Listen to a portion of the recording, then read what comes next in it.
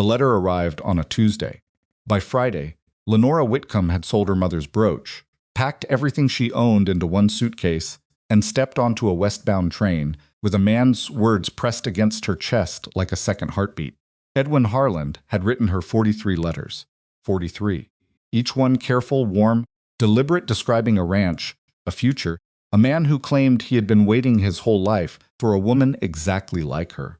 And she had believed every single word. She waited at that station for 3 days.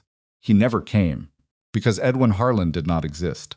Before you find out what happened next, what that little girl whispered, and why it changed everything, if stories like this one move something in you, please subscribe to this channel right now and hit that notification bell so you never miss what's coming. Drop a comment below and tell me what city or country you're watching from. I want to see how far this story has traveled. And if you're already feeling something, go ahead and leave a like. It genuinely helps more than you know. Stay with me, because what happens next will make you question everything you think you know about starting over. The last train out of Red Willow Crossing left at 9:30 in the evening, and Lenora Whitcomb was not on it. She had told herself she would be. She had rehearsed it during the second day of waiting, the way she would pick up her suitcase, walk to the ticket window with her chin level, and ask the station master in a calm voice what the earliest departure back east looked like. She had rehearsed it so many times that by the third morning, the words felt worn smooth in her mouth, like river stones she'd been carrying too long. But then she counted what was left of her money. $14.30. A ticket east cost $11. That left $3.30 to get from the station in Harrisburg to the boarding house, where she'd rented a room for the past 2 years, except Mrs. Calvary had filled that room the moment Lenora wrote to say she was leaving. Lenora had received the woman's cheerful letter of confirmation the same week she'd received Edwin Harland's final letter before her departure. Both letters had arrived on the same afternoon. She remembered thinking at the time that the universe was being unusually cooperative. She was not thinking that now. The station master, a reed-thin man named Cobb, who smelled permanently of pipe tobacco and damp wool, had been professionally sympathetic for the first 2 days. By the third, he had run out of sympathy and was beginning to run low on patience. He had a wife at home, and a supper that was getting cold, and a woman sitting in his waiting area who kept very carefully not crying, which somehow made the whole situation worse than if she'd simply wept and gotten it over with. "Ma'am," he said, appearing in the doorway at 7:15 on the third evening, "I don't mean this unkindly, but the waiting room closes at 9. Lenora looked up from the bench where she'd been sitting with her suitcase across her knees like a shield. "I understand. There's a boarding house on Hatch Street. Mrs. Perkins runs it. She's decent enough." "How much?" He hesitated. $1.50 a week. Lenora did the arithmetic without blinking. She was very good at arithmetic. She had kept the books for her father's dry goods store from the age of 14 until the year he died, and then for the new owner who had bought the business for less than it was worth and expected her to stay on for less than she deserved. Numbers had always behaved for her in ways that people did not. "Thank you," she said. She did not tell him that $1.50 a week against $14.30 was a temporary solution at best. She did not tell him anything useful at all, because useful information in the hands of a well-meaning stranger had a way of becoming pity, and she was not prepared for pity. Not yet. Maybe not ever. She picked up her suitcase. She had almost reached the door when a voice stopped her. "You're the mail order lady, aren't you?" The voice was young. Not a child's voice. Exactly, there was too much steadiness in it for that, but definitely not an adult's. Lenora turned. The girl standing just inside the station door was perhaps 11 years old, possibly 12 if you were being generous. She wore a dress that had been let out at the hem at least twice and would need letting out again before winter. Her boots were at least 2 sizes too large, stuffed with what appeared to be extra stockings to make them fit. There was a streak of dry dirt along her left cheekbone that she either hadn't noticed or had decided not to care about, and her hair was braided in the particular way of someone who had learned to do their own hair because there was no one else to do it. But her eyes were what made Lenora pause. Dark brown, very still, and watching Lenora with an attention that felt almost uncomfortable in its focus. "I beg your pardon," Lenora said. "The lady who was waiting for Edwin Harland," the girl said. It was not a question. I heard Mr. Cobb talking to the telegraph man about you yesterday. So what he said? He said a woman came all the way from the east to marry a man who wrote her fake letters, and she's been sitting in the waiting room for 3 days and doesn't have anywhere to go. Lenora felt the familiar tight heat climb up the back of her neck. It was the feeling she got when she was about to lose her composure, and she had spent 3 days fighting it back down every time it rose. That is a fairly accurate summary, yes. He also said you used to keep books. I did. I do. The girl nodded slowly, as if this confirmed something she'd already suspected. My father's ranch is going to get taken away from us, she said. There's a bank loan and a cattle contract and some other things that I don't entirely understand. My father understands cattle. He doesn't understand the papers. Lenora studied her. How old are you? 11. My name is Maisie Rourke. My mother died 14 months ago. The directness of it hit Lenora somewhere below the ribs. No softening. No performance. Just the fact. Placed down like a stone on a table. I'm sorry, Lenora said, and meant it. My father has been trying to manage everything himself, Maisie continued. He's very good at trying. He's not good at succeeding at the numbers part. I mean, not since Mama died. She used to do all the papers, a pause. He would never ask someone for help. He would let the bank take everything first. That sounds like a particular kind of stubbornness. It is, Maisie agreed. It's the worst kind, but I'm not him. She squared her shoulders in a way that was both childlike and startlingly determined. We have a house. It's not much, but it has 3 rooms and a kitchen, and it's warm. We have food. We have work that needs doing. She looked at Lenora steadily. And you need somewhere to go tonight. The waiting room was very quiet. Outside, the wind was picking up the way it did in this country when it meant business, and the station windows had begun to rattle softly in their frames. Lenora looked at this girl with her 2 big boots and her careful, 2 old eyes and felt something she hadn't felt in 3 days of sitting on that bench, something that felt carefully, like a door. Your father doesn't know you're here, Lenora said. No, he didn't send you. He definitely did not send me. Something flickered in Maisie's expression that might have been the ghost of a smile. If he knew I was here, he would probably ride into town to collect me and apologize to you very politely and then take me home and be very quiet and disappointed for approximately 4 days. And you thought that was a risk worth taking. I thought you were a risk worth taking, Maisie said simply. Lenora was quiet for a long moment.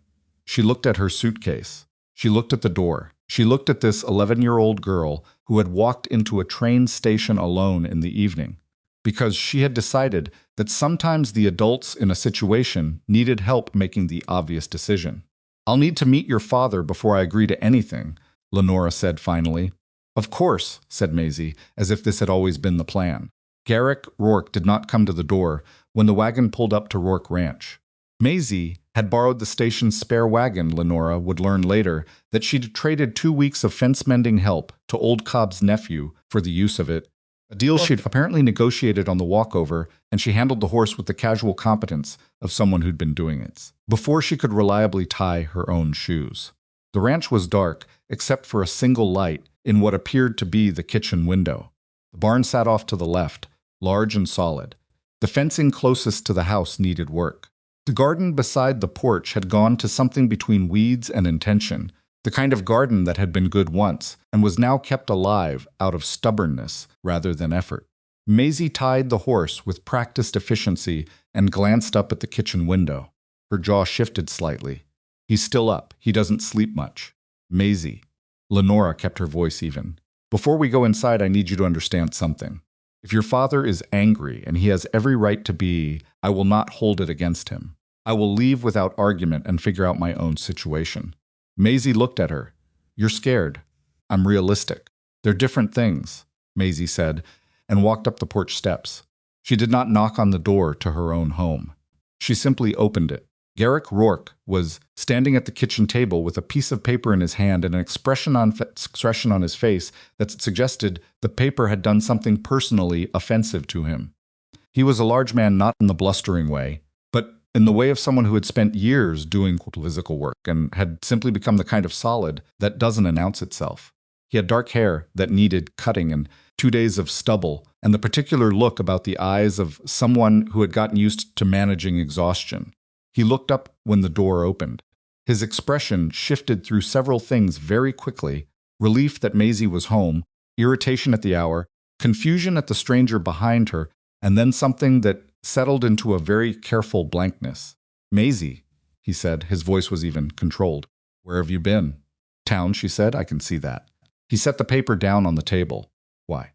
"I found someone who can help with the accounts." The silence that followed was the specific kind of silence that happens when a person is deciding between several different responses and none of them are quite right. Garrick Rourke looked at his daughter for a long moment, then looked at Lenora, then looked back at his daughter. "Step outside with me," he said to Maisie. "Papa, step outside." Maisie stepped outside. Lenora heard their voices through the kitchen wall, not the words, just the rhythm of them. Garrick's low and tightly controlled, Maisie's higher and not backing down. It went on for perhaps 3 minutes. Then the door opened and Maisie came back inside with her chin up, and her expression set in the particular way of someone who has made their point and is waiting for the world to catch up. Garrick came in behind her. He looked at Lenora with eyes that were wary and exhausted, and not, she noted, unkind. "My daughter tells me you came out here to marry someone who doesn't exist." "That is correct," Lenora said, "and that you kept books. For 11 years. He was quiet for a moment. "I don't need charity. I'm not offering any. I need a place to stay and work that pays." "You need someone who understands financial documents." "That's not charity. That's an arrangement." Something moved across his face. Not softening exactly. More like the slight give of something that had been held rigid for too long. "I've got one spare room. It's not much. I've been sleeping on a train station bench for 3 days. I have low standards right now." Maisie made a sound that was very carefully not a laugh. Garrick looked at his daughter, then back at Lenora. "You'd be working for room and board to start. If the arrangement doesn't suit either of us, 2 weeks' notice, no hard feelings." "Agreed," Lenora said. He nodded once. The way men do when they've made a decision they're not sure about, but are committed to anyway. "Maisie will show you the room." He picked up the offensive paper from the table and walked out of the kitchen. Lenora stood for a moment in the kitchen that smelled of coffee and something slightly burned and the faint particular sadness of a house that had once had more people in it. She looked at the window over the sink, which had a small crack in the lower left corner, sealed with what appeared to be wagon wax. She looked at the table, which had 4 chairs and only ever had 2 of them pulled out. "He's not usually that easy," Maisie said quietly. Lenora looked at her. "That was easy? He didn't make you leave." A pause. "For him, that's easy." She picked up Lenora's suitcase, actually picked it up herself, before Lenora could reach for it, and carried it down the hall, with the focused efficiency of a girl who had been running a household for over a year and had simply decided to keep doing it until someone came along who could do it with her. The first morning, Lenora found the financial records. Garrick had left them on the kitchen table before he'd gone out to the cattle, a stack of papers roughly the size of a Bible, organized with the particular chaos of a man who knew something was wrong but couldn't find where. There was a note on top, written in a careful, angular hand. "These are what I have. Some of it I don't understand. Most of it worries me." Gr. Lenora sat down with her coffee and began to read. Within 20 minutes, her coffee had gone cold. Within an hour, she had filled 6 pages of her own notebook with figures, dates, and questions. The loan from Silas Crowell's Territorial Bank was the first horror. The interest rate was not merely high, it was structured to compound in a way that made it virtually impossible to reduce the principal through normal cattle income. Every payment Garrick had made in the past 18 months had barely touched the original debt. He had been working himself half to death to stand still. But that wasn't what made her set down her pencil and sit back in her chair. It was the cattle weight records. She had been cross-referencing the livestock broker's payment receipts against Garrick's own tallies, the rough counts he kept in a worn leather notebook she found tucked beneath the stack, and the numbers did not match. Not by a small margin. By a consistent, deliberate 18-month pattern of discrepancy that added up to what she calculated, conservatively, at somewhere between $900 and $1,200. Someone had been stealing from this ranch, quietly, carefully, incrementally. The kind of theft designed to look like the natural variation of cattle work, the kind that would never be noticed by a grieving man managing a herd alone. Lenora sat at that kitchen table for a long time. Outside, she could hear Garrick in the far field, the distant sound of his voice carrying to the cattle, the occasional clang of a gate. She could hear Maisie somewhere near the barn, doing whatever the morning tasks were that Maisie had apparently been doing alone since her mother died, who had never. She thought about Edwin Harl existed, and the 43 letters until the words were worn into her memory. Then she pulled her notebook closer and kept writing. When Garrick came back in at noon, she was still at the table. He looked at the spread of papers, the filled notebook pages, the cold coffee, and something in his expression shifted from wariness into something quieter. Well, he said. Lenora looked up. Someone has been stealing from you, systematically, for at least a year and a half. The kitchen went very still. How much? He said. His voice had the flatness of a man who has already imagined bad news and is simply waiting to find out which kind it is. Conservative estimate? Over $1,000. The muscle along his jaw jumped. He pulled out a chair across from her and sat down. For a moment, he just looked at the papers between them, and she could see him doing what people do when a number is too large to absorb all at once, trying to divide it into smaller pieces the mind could hold. The loan is worse than you know, she said, because there was no kind way to say it. The interest structure means you could make every payment on time for another 2 years and still owe nearly what you started with. I know it's bad. I don't think you know how deliberately bad. She turned her notebook to face him, pointed to the column of figures she'd drawn. This isn't a loan written by a bank that makes hard-headed deals. This is a loan written by someone who expected you to fail. He looked at the numbers a long time. Then he looked at her. Can you fix it? He said. And there it was, the question she'd been asking herself since the coffee went cold. Could she? She was a woman alone in a frontier settlement with $11, a suitcase, and a head full of accounting. She wasn't an attorney. She wasn't a judge. She wasn't anyone with authority over bankers or brokers or the invisible machinery of money that ground people like Garrick Rourke down. But she knew what the records said, and she knew what they proved. I don't know yet, she said, but I know where to start. Garrick Rourke looked at her for a moment longer, the look of a man who has been disappointed by too many things to trust hope quickly, but who is too tired to keep refusing it. All right, he said. Then he got up, poured himself a cup of the coffee she'd forgotten to refresh, and sat back down across from her, and they began. The second week at Rourke Ranch, Lenora stopped pretending she was a guest. It happened without a formal announcement. One morning, she simply got up before Garrick did, rebuilt the kitchen fire, and had coffee ready when he came in from his first check on the cattle. He looked at the cup on the table, and then at her, and something in his expression did the small, complicated thing it did when he didn't know whether to be grateful or defensive. He chose neither. He sat down and drank the coffee, and they went over the morning's numbers the same way they had every morning that week, side by side over the kitchen table, with the financial records spread between them like a battlefield map. Maisie noticed. Maisie noticed everything. You two talked until almost midnight last night, she said one morning, materializing in the kitchen doorway, with hay still stuck to her sleeve from the early barn chores. We were working, Garrick said, without looking up from the ledger. I know, Maisie said pleasantly. I'm just noting it. Garrick looked up then, with the particular expression of a father who has been outmaneuvered by his own child and is deciding how to feel about it. Maisie looked back at him with an innocence, so studied it was almost artistic. Then she poured herself coffee. She had started drinking coffee sometime in the past 14 months, apparently because there was no one to tell her she was too young for it, and sat down at the table with them as if she had always been part of these morning meetings. And after a few days she had been, because Maisie Rourke, it turned out, had a mind for numbers that made Lenora's breath catch. The first time she watched the girl work through a column of figures. Not just competent, genuinely fast, with an instinct for where the errors would be before she found them. The way some people can hear when a note is flat before they could tell you why. Where did you learn this? Lenora asked her one afternoon. Watching Mama, Maisie said. She kept her eyes on the page. She used to let me sit with her when she did the books. She said it was important for me to know. A pause. She was right, Lenora said. Maisie looked up then, briefly, and there was something in her face that was not quite grief and not quite gratitude, and was probably both things living together in the cramped way emotions do when there isn't enough room for them to be separate. Then she looked back at her figures. Lenora let the moment be what it was. The work was what kept everything else from becoming too much. She was grateful for it. She was grateful for the particular blunt reality of numbers.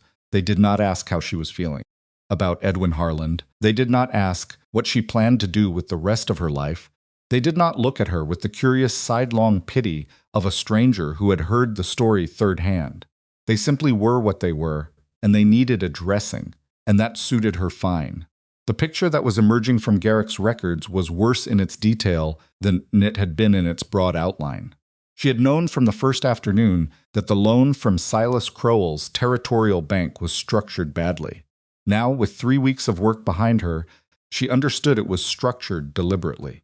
The interest compounded quarterly, not monthly, which sounded more generous until you understood that each quarterly compounding hit the full remaining principal, which was barely reduced by the payments Garrick was making because the payment schedule had been designed to satisfy interest first and principal almost never. In 20 years of diligent payment, Garrick Rourke would have paid Crowell 3 times what he originally borrowed and would still owe most of the principal. It was not illegal. That was the particular cruelty of it. It was documented correctly, signed correctly, witnessed correctly. It was simply designed by a man who understood that a grieving rancher with a new widow's responsibilities would sign whatever was put in front of him if someone told him it was the best available option.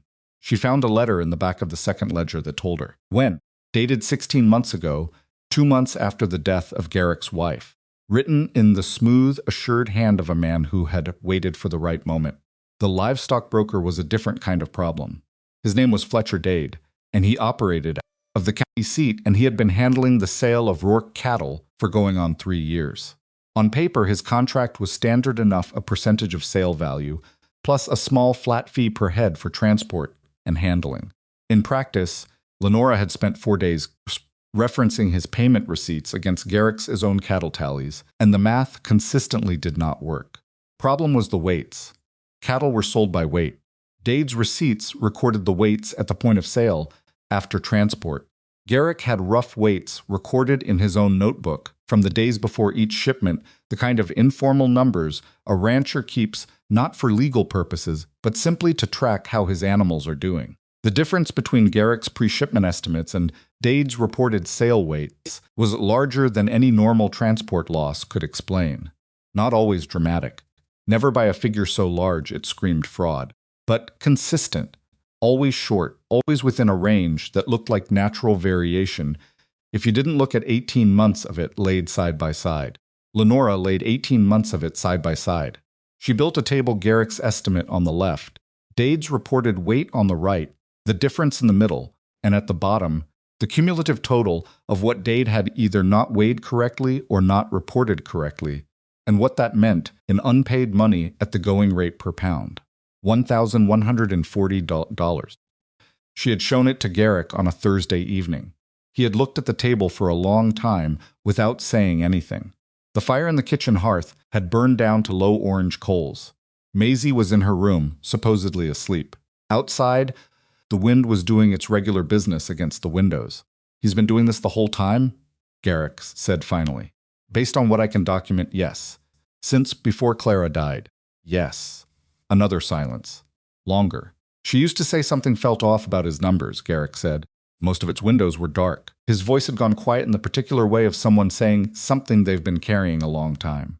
She couldn't pin it down. She was going to go through the records properly when... He stopped. "When what?" Lenora said gently. "When things calmed down." He picked up his coffee cup, found it empty, set it back down. They didn't calm down. Lenora did not say anything for a moment. There was nothing to say to that. It was the particular grief of the sentence left unfinished, the tasks set aside for a future that had not arrived in the form anyone expected. "I want to confront him," Garrick said. "Not yet." He looked at her.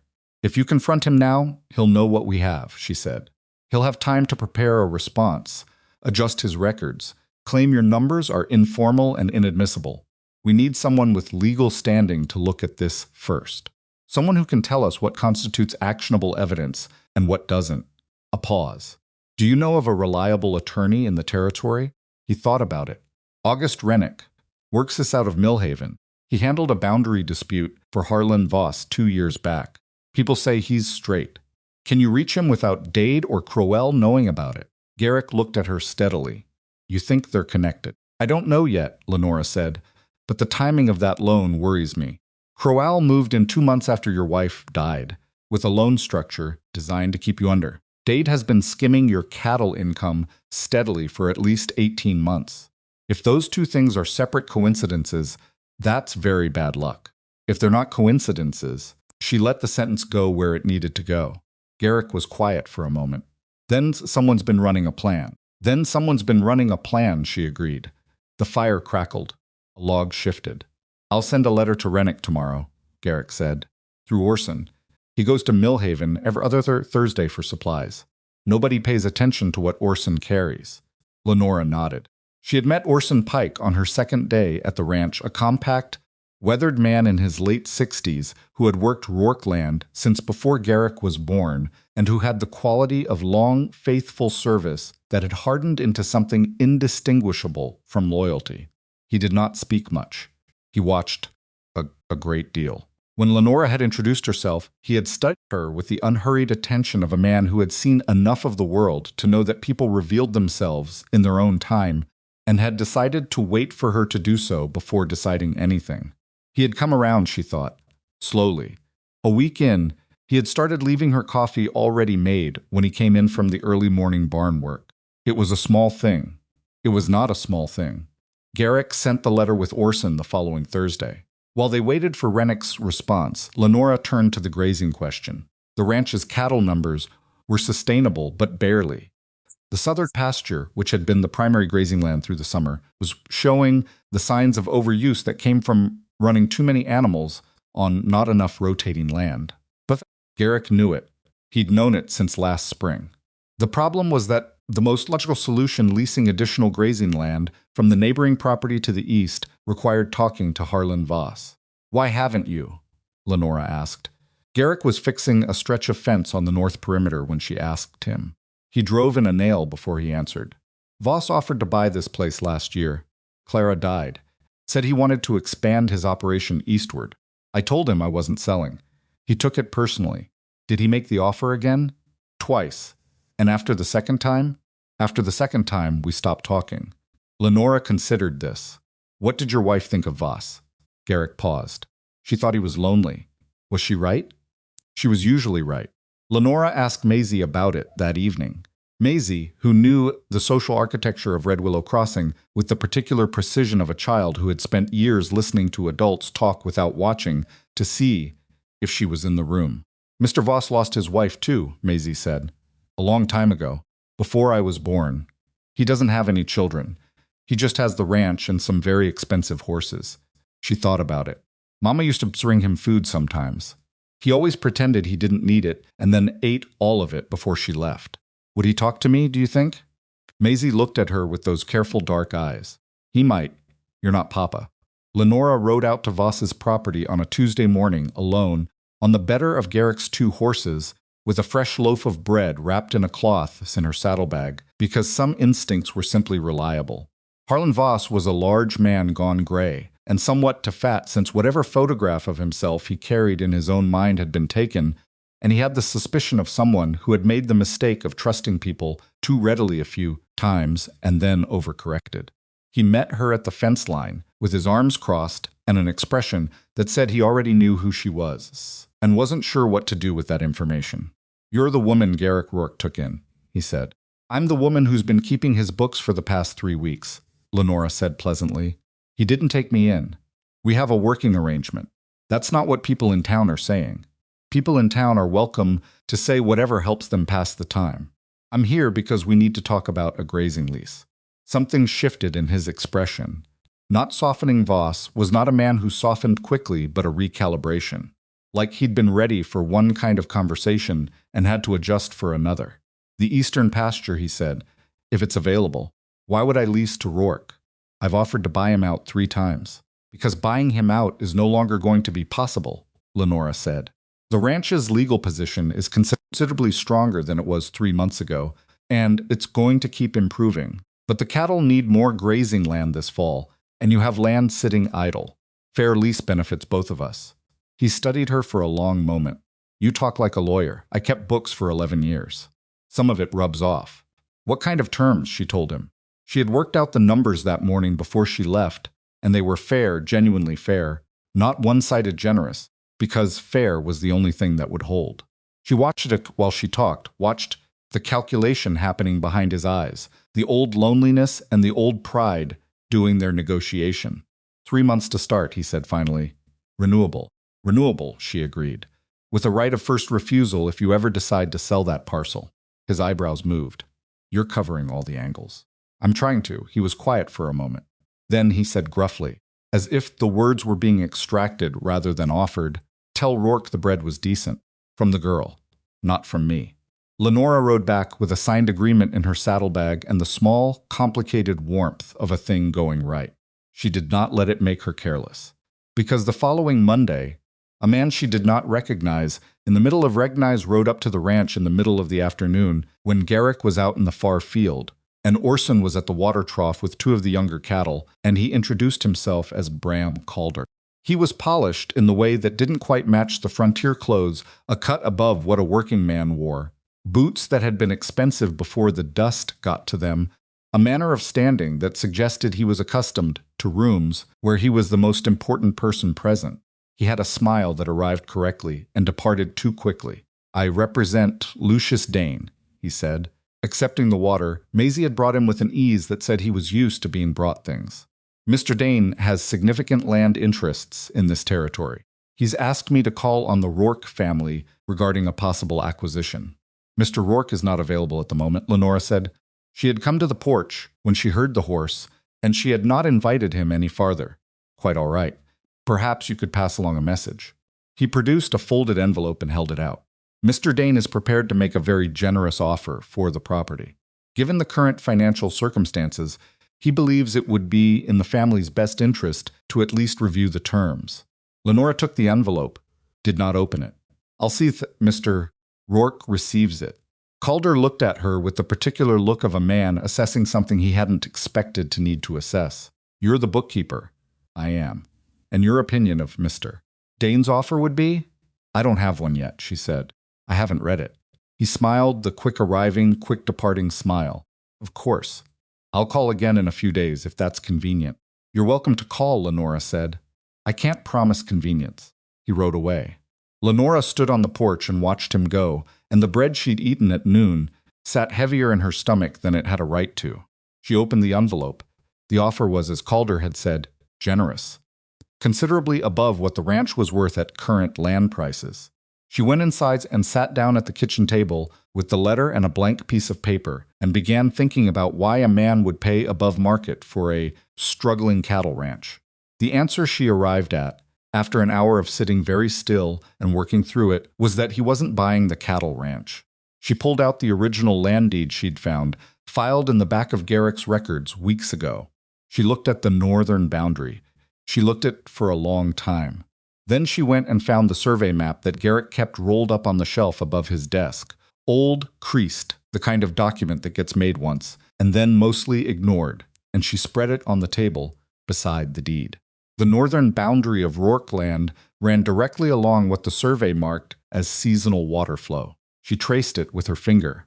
The water flowed east across the northern edge of the property, through the terrain that butted against what she now knew was Voss's eastern pasture, and then continued north into the open territory that sat between the existing settlements and the railroad expansion she'd read about in the territorial newspaper 3 weeks ago. A water corridor. If someone were building anything in that northern territory, housing, a settlement, a cattle operation, on a grand scale, they would need guaranteed access to water. And the only land that sat directly across that water flow, that legally controlled access to it by virtue of the northern boundary rights recorded in Garrick's deed, was Rourke Ranch. Lucius Dane did not want the cattle. He wanted the water rights. And to get the water rights, he needed the deed. And to get the deed, he needed Garrick Rourke to sell. And if Garrick wouldn't sell, she thought about Crowell's loan. She thought about Dade's falsified weights. She thought about 18 months of quiet incremental pressure on a man too busy grieving to notice the shape of what was happening around him. She thought this was never bad luck. This was a plan. And then she heard Garrick come in through the back door, and she heard him stop when he saw her face, and he said, "What happened?"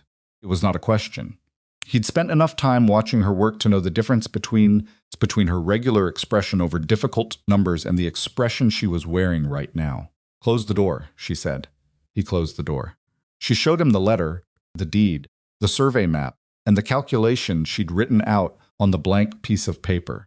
She walked him through it the way she'd walked through it herself, slowly, so the shape of it had time to fully arrive. When she was done, the kitchen was very quiet. Garrick stood at the end of the table with his hands flat on the surface and his jaw tight, and that look in his eyes that she had come to recognize, the look of a man whose grief had kept him from seeing something he should have seen, and who was now seeing it, and who did not know yet what to do with the anger that came with that. "They've been pushing me toward failure," he said. "Yes. The loan. The cattle weights. All of it. The loan and the cattle weights I can prove with documentation.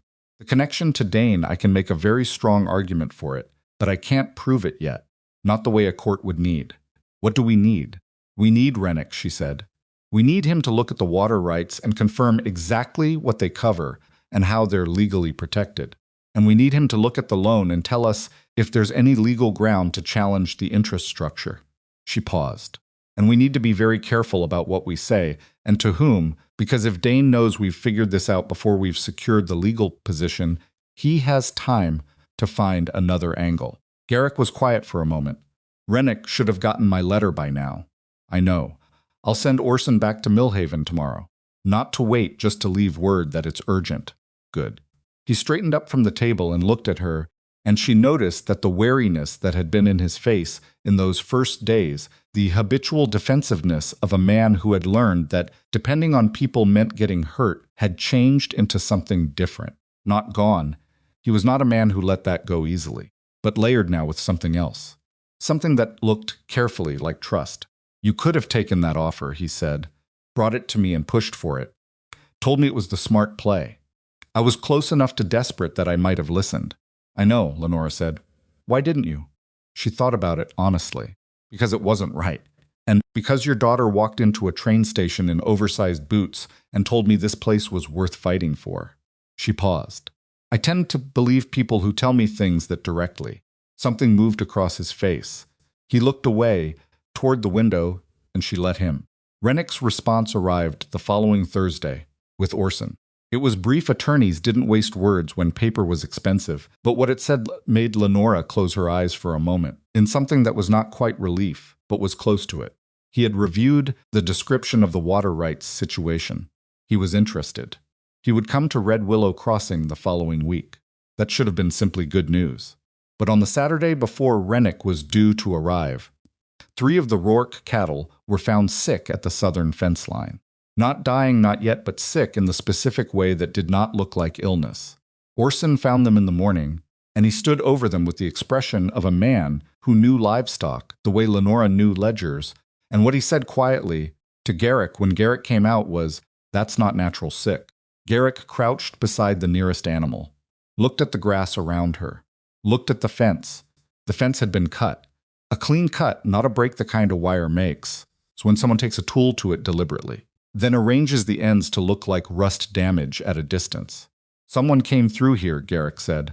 His voice had that flatness again. "Last night, I'd guess," Orson said. "Or early this morning." Garrick stood up. His face was doing the very controlled thing that Lenora had come to understand meant he was managing something he did not want to let out. He looked at the cut fence. He looked at the sick cattle. He looked at the line of brush along the property's southern boundary. "Get Doc Heller out to look at them," he said to Orson. "I want to know what they were given and whether the others could be affected." "And the fence?" Orson said. "I'll mend it myself." A pause. "Don't mention this in town." Orson nodded and went. Garrick stood alone for another moment at the fence line.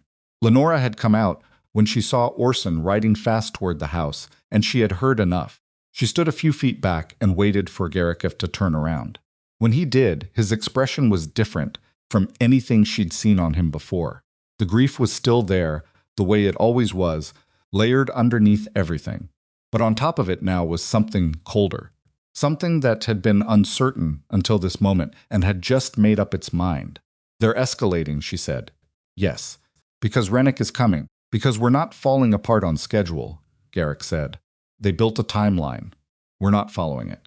She nodded. Cold morning air was sharp on her face, and her fingers were stiff inside her coat, and she was aware, with a clarity that was almost physical, that things were about to become harder than they had been. We document the fence, she said. We document the cattle. When Heller comes, we have him write down everything what he found, what he thinks it was, when it could have been administered. All of it goes in the record. They're going to push harder, Garrick said. This was a warning. Then we'll be ready, Lenora said. He looked at her for a moment. Then he said, with a roughness that was not unkindness, You didn't sign up for this. No, she said honestly. I signed up for bookkeeping and a room that wasn't a train station bench. She paused. But here I am. He held her gaze for a count of 3, 4, 5.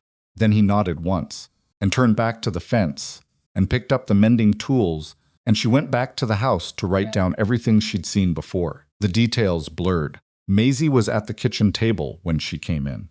She had been listening. She was 11 years old, and she missed very little, and she had been listening. How bad, she said. Lenora sat down across from her. She thought about the careful way adults soften things for children, the practiced half-truths designed to protect. She thought about this particular, and she kept a particular child who had been in her father's household, running for 14 months, and who had walked into a train station and propositioned a stranger because she understood the situation better than most adults would have. Bad enough, Lenora said, but not as bad as they wanted it to be. Maisie absorbed this, nodded once, the way her father nodded a gesture. So similar it struck Lenora with a small, unexpected force. Then she pulled her notebook closer and picked up her pencil. Tell me what you need me to do, she said.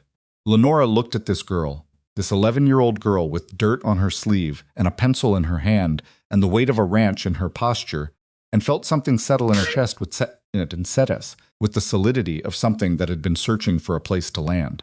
Write down everything you saw this morning, Lenora said. Time, what the cattle looked like, what Orson said when he came to the house. Everything.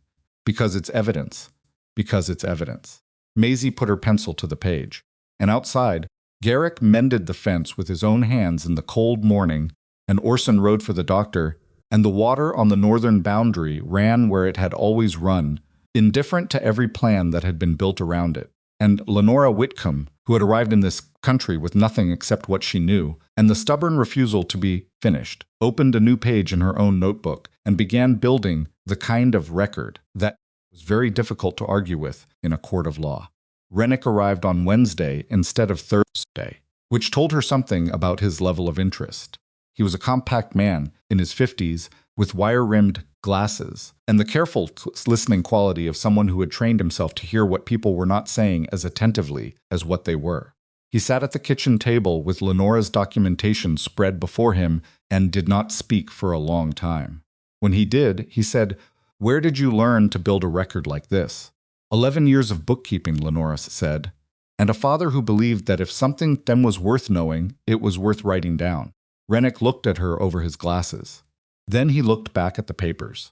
The water rights are genuine and documented. The northern boundary gives Rourke legal control over the access corridor. Dane cannot build what he's planning without either this land or a legal challenge to the rights, and the rights as documented are solid. He paused. The loan structure is borderline extortionate. I believe it can be challenged under territorial banking statutes not easily, but credibly. And the livestock records? Lenora said. The livestock records are the strongest piece, Rennick said. The pattern you've documented constitutes, in my assessment, fraud. Systematic, deliberate fraud.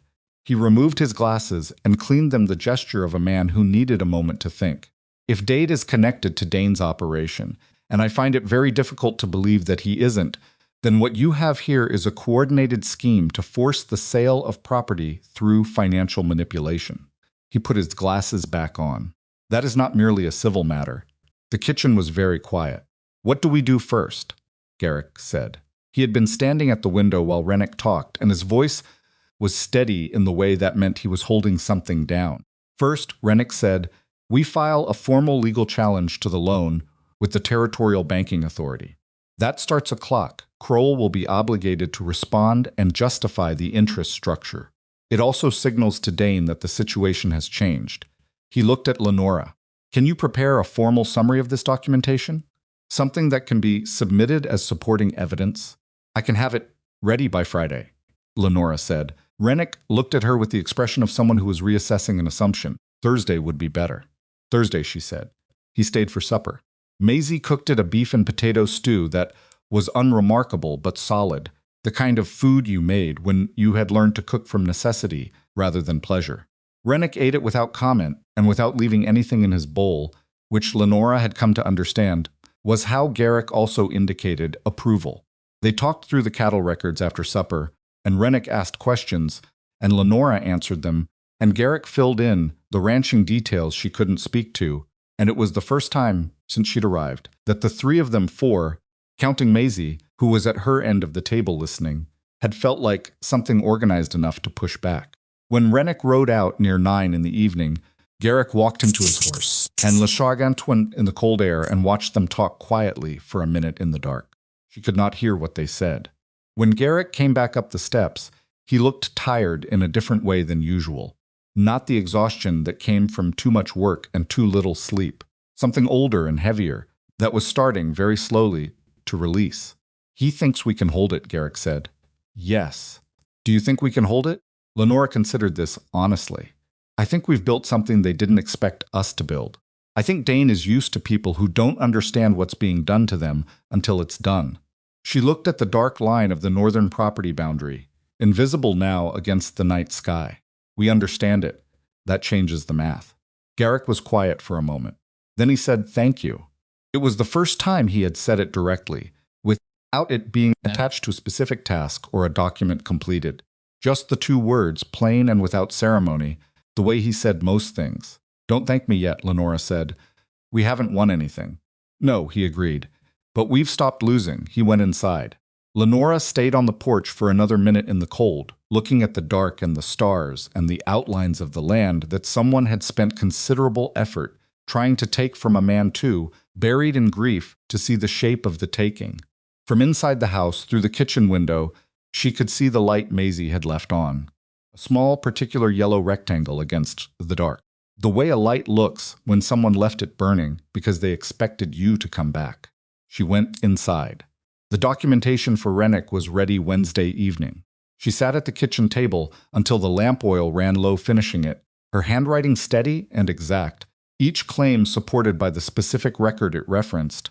The whole thing organized so that a person reading it could follow the trail of evidence from beginning to conclusion without needing her to explain it. She was tying the finished pages into a folio when she heard a horse. She went still. It was late, well past 10. The cattle were settled, and Orson had gone to his own small house at the edge of the property 2 hours ago. Garrick was asleep or had been, the last time she'd looked down the hall.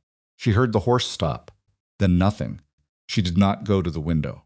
She picked up the folio and carried it to her room and put it under the mattress. Then she came back to the kitchen and sat down and waited. Nothing else happened. In the morning, she found a single set of boot prints at the edge of the yard, stopping, turning, going back the way they came. Someone had ridden out to look at the house, at night, and had not come to the door. She measured the boot print with her hand and wrote down the dimensions in her notebook. Then she went in and made the coffee, because Garrick would be up soon, and there was work to do, and the folio under the mattress needed to be on its way to Rennick by the end of the week, and the ranch's future was still sitting on a knife's edge, and none of that changed, because someone had stood in the dark outside her window and decided for now to simply look. But she knew with the certainty that came from 3 weeks of watching a pattern build, that looking was only the beginning. Whatever was coming next would be worse. She told Garrick about the boot prints over breakfast. Not immediately. She waited until Maisie had gone out to the barn, and the kitchen was just the two of them and the sound of the fire working through a log that needed splitting before it could burn right. Most of its windows were dark. Then she put her notebook on the table and opened it to the page where she'd written the dimensions, the time she'd found them, the direction of approach and retreat. Garrick looked at the page. Then he looked at her. "You didn't wake me," he said. "There was nothing to wake you for." Whoever it was didn't come to the door. That's not the point. I know it's not the point, she said. But waking you at 10:30 to look at an empty yard wasn't going to change what I found in the morning. So I wrote it down and I went to sleep. She paused. I don't entirely go to sleep when things are unsettled. But I went to bed. For a moment, working through something. You should have woken me, he said again. But with less conviction this time. The way people repeat a thing when they know it's right in principle, but understand the other person's reasoning. Next time, she said. He looked at the dimensions she'd written down. That's a large boot. A large man or a man who wears his boots big. Or both. Calder's not large. No, Lenora said. He's not. That sat between them for a moment. He hired someone, Garrick said. That would be my read. She closed the notebook, which means whatever comes next isn't going to be Calder standing on our porch with a polished smile and an envelope. He's moved past that. Garrick stood up from the table. Of its windows were dark. He went to the window and stood looking out at the yard, at the stretch of land between the house and the barn, at the tree line beyond the southern fence where the boot prints had come from. So he had the look of a man running through options and not loving any of them.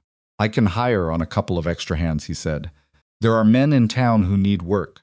Do you know them well enough to trust them? A beat. No. Then we're careful about who we bring onto the property until this is resolved. Lenora stood and picked up the empty coffee cups. What we can do is make sure Orson knows. Make sure the doors are bolted at night. And I want to move the documentation folio. Where? Not here, she said. If someone is looking at this house at night and they know enough about what we've been doing to know there are records worth destroying, then the records can't be where they expect them to be. Garrick turned from the window. Rennick, if you trust him, I trust him as much as I trust anyone right now, which isn't saying a great deal, but yes.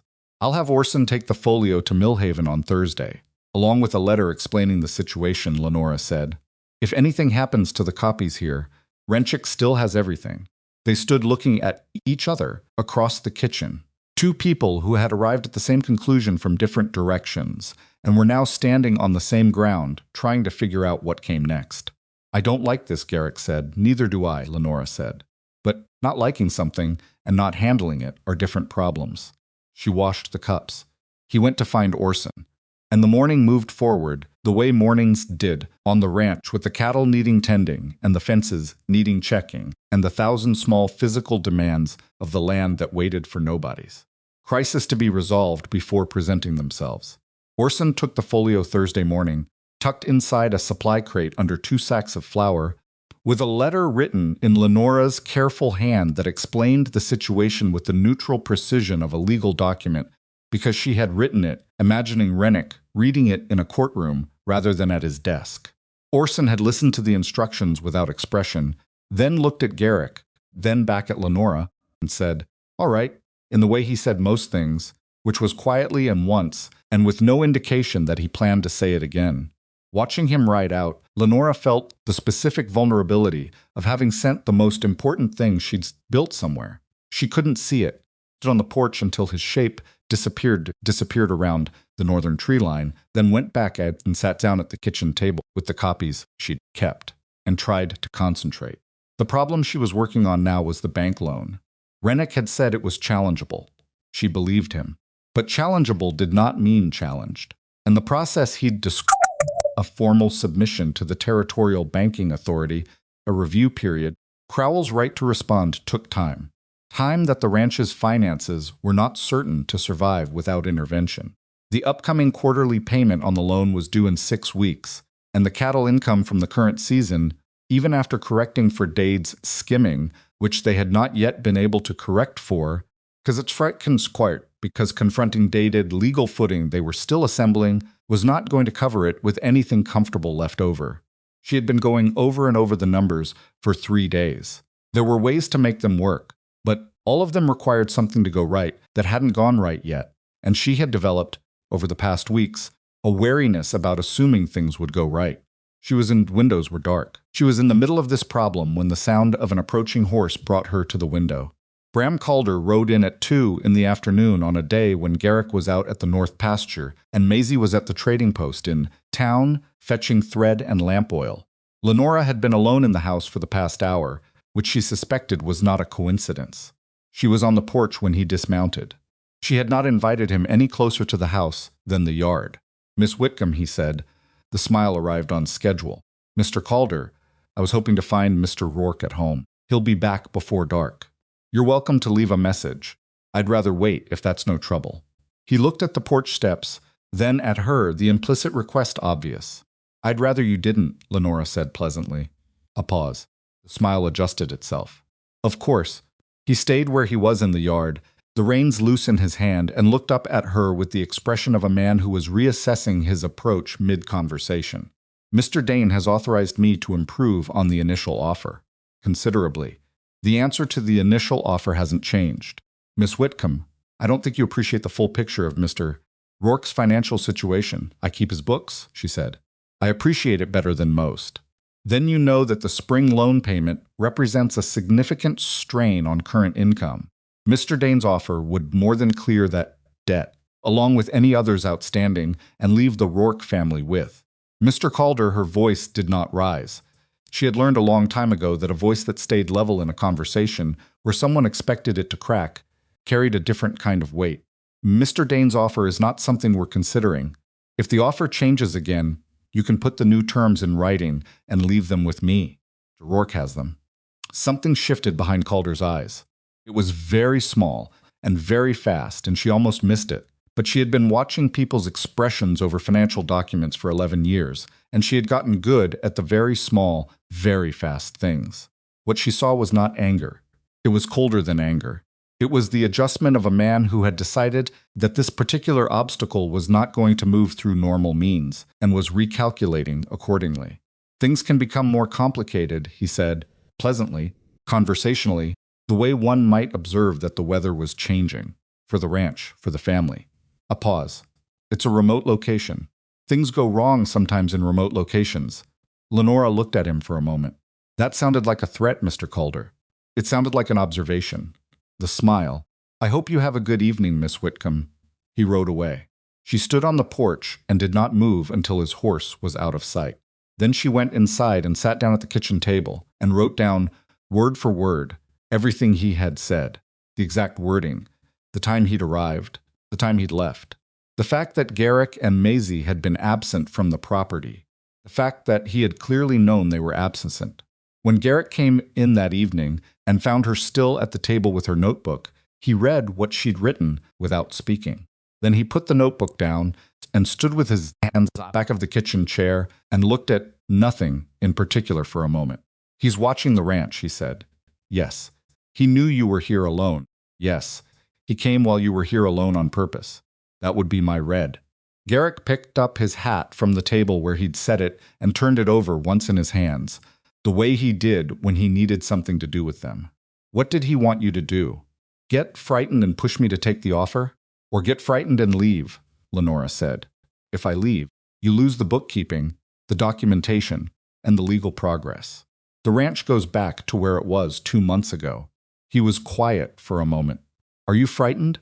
She considered the question honestly because she thought he deserved an honest answer, and because she had been trying to figure out the answer herself. "I'm worried," she said finally. "There's a difference. Frightened makes you want to run. Worried makes you want to make sure the door is bolted." He looked at her. "I'm bolting the door," she said. "I'm not running." Whatever was in his face then was not something she could easily name. It was complicated and layered, and she thought it was probably not something he was ready to look at directly, so she did not. She looked back at her notebook. "We need to tell Sheriff Holt," she said. "Not just about tonight, about all of it. The sick cattle, the cut fence, the boot prints, what Calder said just now. Officially, in writing filed with the county. Holt's a decent man," Garrick had said slowly. "But he's one man with one deputy covering a lot of territory. He can't post someone out here. I'm not asking him to post someone. I'm asking him to have an official record." She tapped her notebook.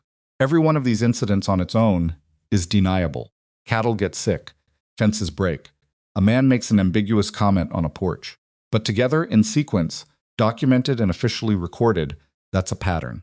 And a pattern is harder to dismiss when a judge is looking at it." Garrick nodded slowly. "I'll ride to tomorrow morning." "We'll both ride," Lenora said. "I want to be there when you give the statement." He looked at her again with that complicated thing in his face. "All right." he said. They both rode to town the next morning, leaving Orson in charge of the property with instructions to stay visible and to send for the sheriff immediately if anything looked wrong. Maisie wanted to come. Garrick said no.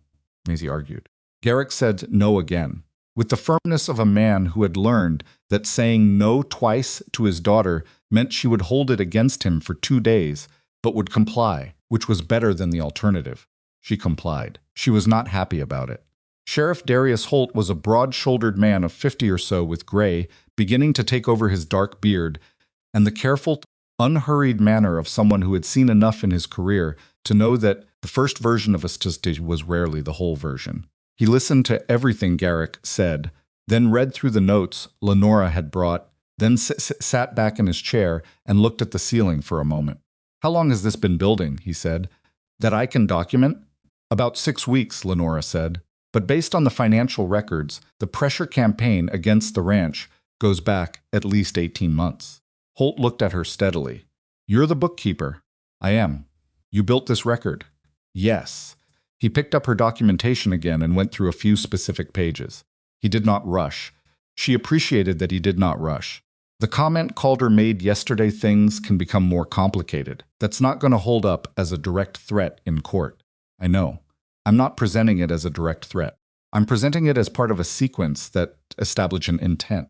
She pointed to the relevant page. Combined with the timing of the incidents, the pattern of observation, the conflict of interest in the original loan, and the documented cattle weight fraud, the comment is one piece. Pieces together tell a story. Holt was quiet for a moment. "You think this is organized?" "I think a man with significant resources has been using several intermediaries to force the sale of a property he needs for a larger scheme," Lenora said. "I think he's been doing it through financial manipulation first and intimidation second, and I think the intimidation has escalated because the financial manipulation isn't working as quickly as planned." The sheriff put the papers down and looked at Garrick. "You believe her read on this?" "She's been right about everything else so far," Garrick said simply. Holt opened a drawer and pulled out a form.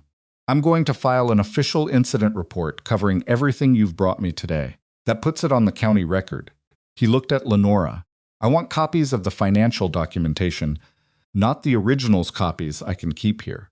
"I'll have them ready by the end of the week," Lenora said. "I'm also going to have a conversation with Bram Calder," Holt said. "Unofficial.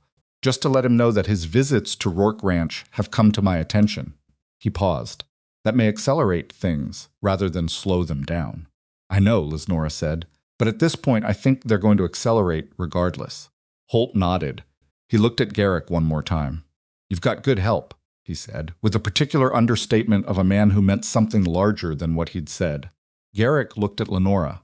"I know," he said. They rode back to the ranch in the late afternoon, with the winter light going low and amber across the open land, and neither of them said much on the ride, which was a different kind of silence than the careful, wary silences of the early weeks. This was the silence of two people who had reached the same understanding at approximately the same time, and didn't need to say it out loud to know it was there. Orson met them at the fence line with his usual economy of expression. "Quiet day," he said. "Nothing happened." "Good," Garrick said. "Until about an hour ago." Orson tilted his head toward the south boundary. Ryder came along the property line. Didn't come in. Just rode the line slow, like he was counting fence posts. A pause. "Big man." Didn't recognize him. Lenora and Garrick looked at each other. "Same boot size," she said. "Probably," Garrick said. Orson's looked between them with the expression of a man who had filled in the rest himself and was not pleased with what he'd arrived at. "You want me to sleep in the barn tonight?" he said. Garrick considered it. "Yes," he said. "Take the rifle." Orson nodded and went. That night, Lenora could not sleep. She lay in the narrow spare room with its too-thin mattress, and listened to the house settle around her and the wind do its business outside, and she thought about the pieces arrayed on the board and where they were likely to move next. Rennick had the documentation folio. Holt had the incident report. The loan challenge was filed with the Territorial Banking Authority. The grazing lease with Voss was signed. These were solid things that existed in the record. But solid things could still be outmaneuvered if someone moved fast enough and had enough resources and no particular concern about legality as long as they could deny it afterward. She was thinking about this, about the particular vulnerability of a thing being right versus a thing being protected, when she'd heard Maisie's door open down the hall. Small footsteps, the kitchen, the sound of the water pitcher. Lenora got up. Maisie was standing at the kitchen window with a cup of water, looking out at the dark. She did not startle when Lenora came in. She just turned around, took in the fact that Lenora was also awake at whatever time this was, and seemed to find this unremarkable.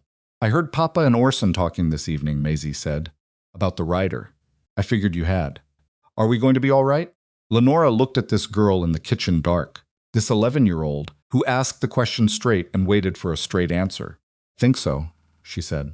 "I'm not going to tell you I'm certain, because I'm not, and you'd know if I was lying anyway." "I would," Maisie agreed. "What I can tell you is that the position we're in now is significantly stronger than it was 2 months ago. We have legal support, official documentation, a filed complaint with the sheriff, and a grazing lease that stabilizes the cattle income." A pause. "And we have the records. That's the most important thing. The records don't lie and they don't scare." Maisie turned her cup in her hands. "Mama used to say that a well-kept book was the most honest thing in a room." Lenora was quiet for a moment. "She sounds like she was very smart." She was, Maisie said. Simply, without the performance of grief, the way she said most things about her mother. Just the fact of it, placed down on the table. "She would have liked you." The weight of that particular sentence arrived in Lenora's chest and stayed there. "Get some sleep," she said after a moment. "Tomorrow we need to go over the quarterly figures before I send them to Rennick." "I know," Maisie said. She put her water cup down and padded back toward the hallway, then stopped.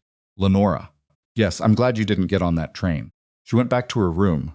Lenora stood in the dark kitchen for a moment, with the sentence sitting in her chest alongside the other one, both of them heavier and warmer than they had any right to be. Then she went back to bed, and eventually to sleep.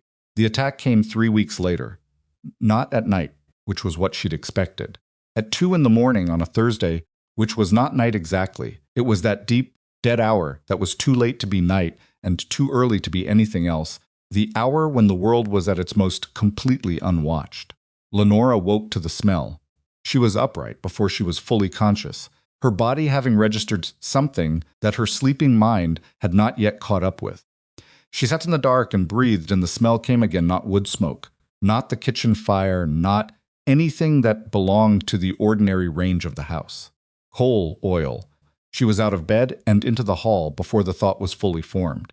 She hit the door to Garrick's room and knocked hard 3 times. No patience for gentleness. "Garrick, get up now."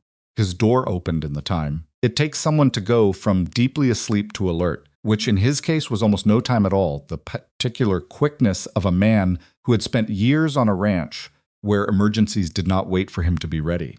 He appeared in the doorway in his work clothes, which she had come to understand he slept in more often than not since his wife died, and read her expression in the dark. "What?" he said. "Fire," she said outside. "We're not there yet, but we will be." He moved past her toward the front of the house, and she went to Maisie's door. "Maisie." She opened the door. "Get up and get dressed." Boots on now. Maisie was already sitting up, because Maisie slept like someone who was always listening. "Is it—" "Get dressed," Lenora said. "Right now." She went back through the kitchen and looked out the window toward the barn, and what she saw made her stomach drop through the floor. The barn was lit from within, and the light was not the right color, and it was growing, and it was not stopping. She went out the back door at a run. The barn was on fire. Not beginning to be on fire, the interior was already involved, the flames visible through the gaps in the siding, and as she crossed the yard, she could hear the horses. She could hear them. Garrick was already at the barn doors. The horses, he shouted, she could hear him even over the fire, which had its own voice, a deep roaring that seemed to come from inside the ground. Orson. Orson was coming from his sleeping quarters at a run, not wasting breath on words, pulling his coat on as he moved, and the 2 of its windows were dark, and the 2 of them hit the barn doors together and shoved them open, and the smoke poured out like something with a will of its own. Lenora grabbed the nearest water bucket from the fence post where it always hung. Empty. She grabbed the next one, half full. She ran toward the gap between the barn and the equipment shed, because the equipment shed was not yet burning, and that was where the fire could spread, and that was where the ranch would lose things it could not replace. Maisie, she called, without looking back, because she knew Maisie was behind her. She could hear her. The garden hose, the water pump. Get it going. I know, Maisie said, already past her toward the pump. Inside the barn, Garrick and Orson were moving. She could hear them shouting at the horses the specific sounds men make, with horses in crisis, low and steady and authoritative, cutting through the animals' panic. She heard hooves on wood, a crash, something falling. She did not look into the barn, because she knew if she looked she would see something that would stop her, and she could stop. She worked the line between the barn and the equipment shed. Water from the half-full bucket, then the bucket Maisie had started filling from the pump, then another, back and forth, soaking the shed wall, soaking the ground between them, trying to starve the fire of the gap it would need to jump.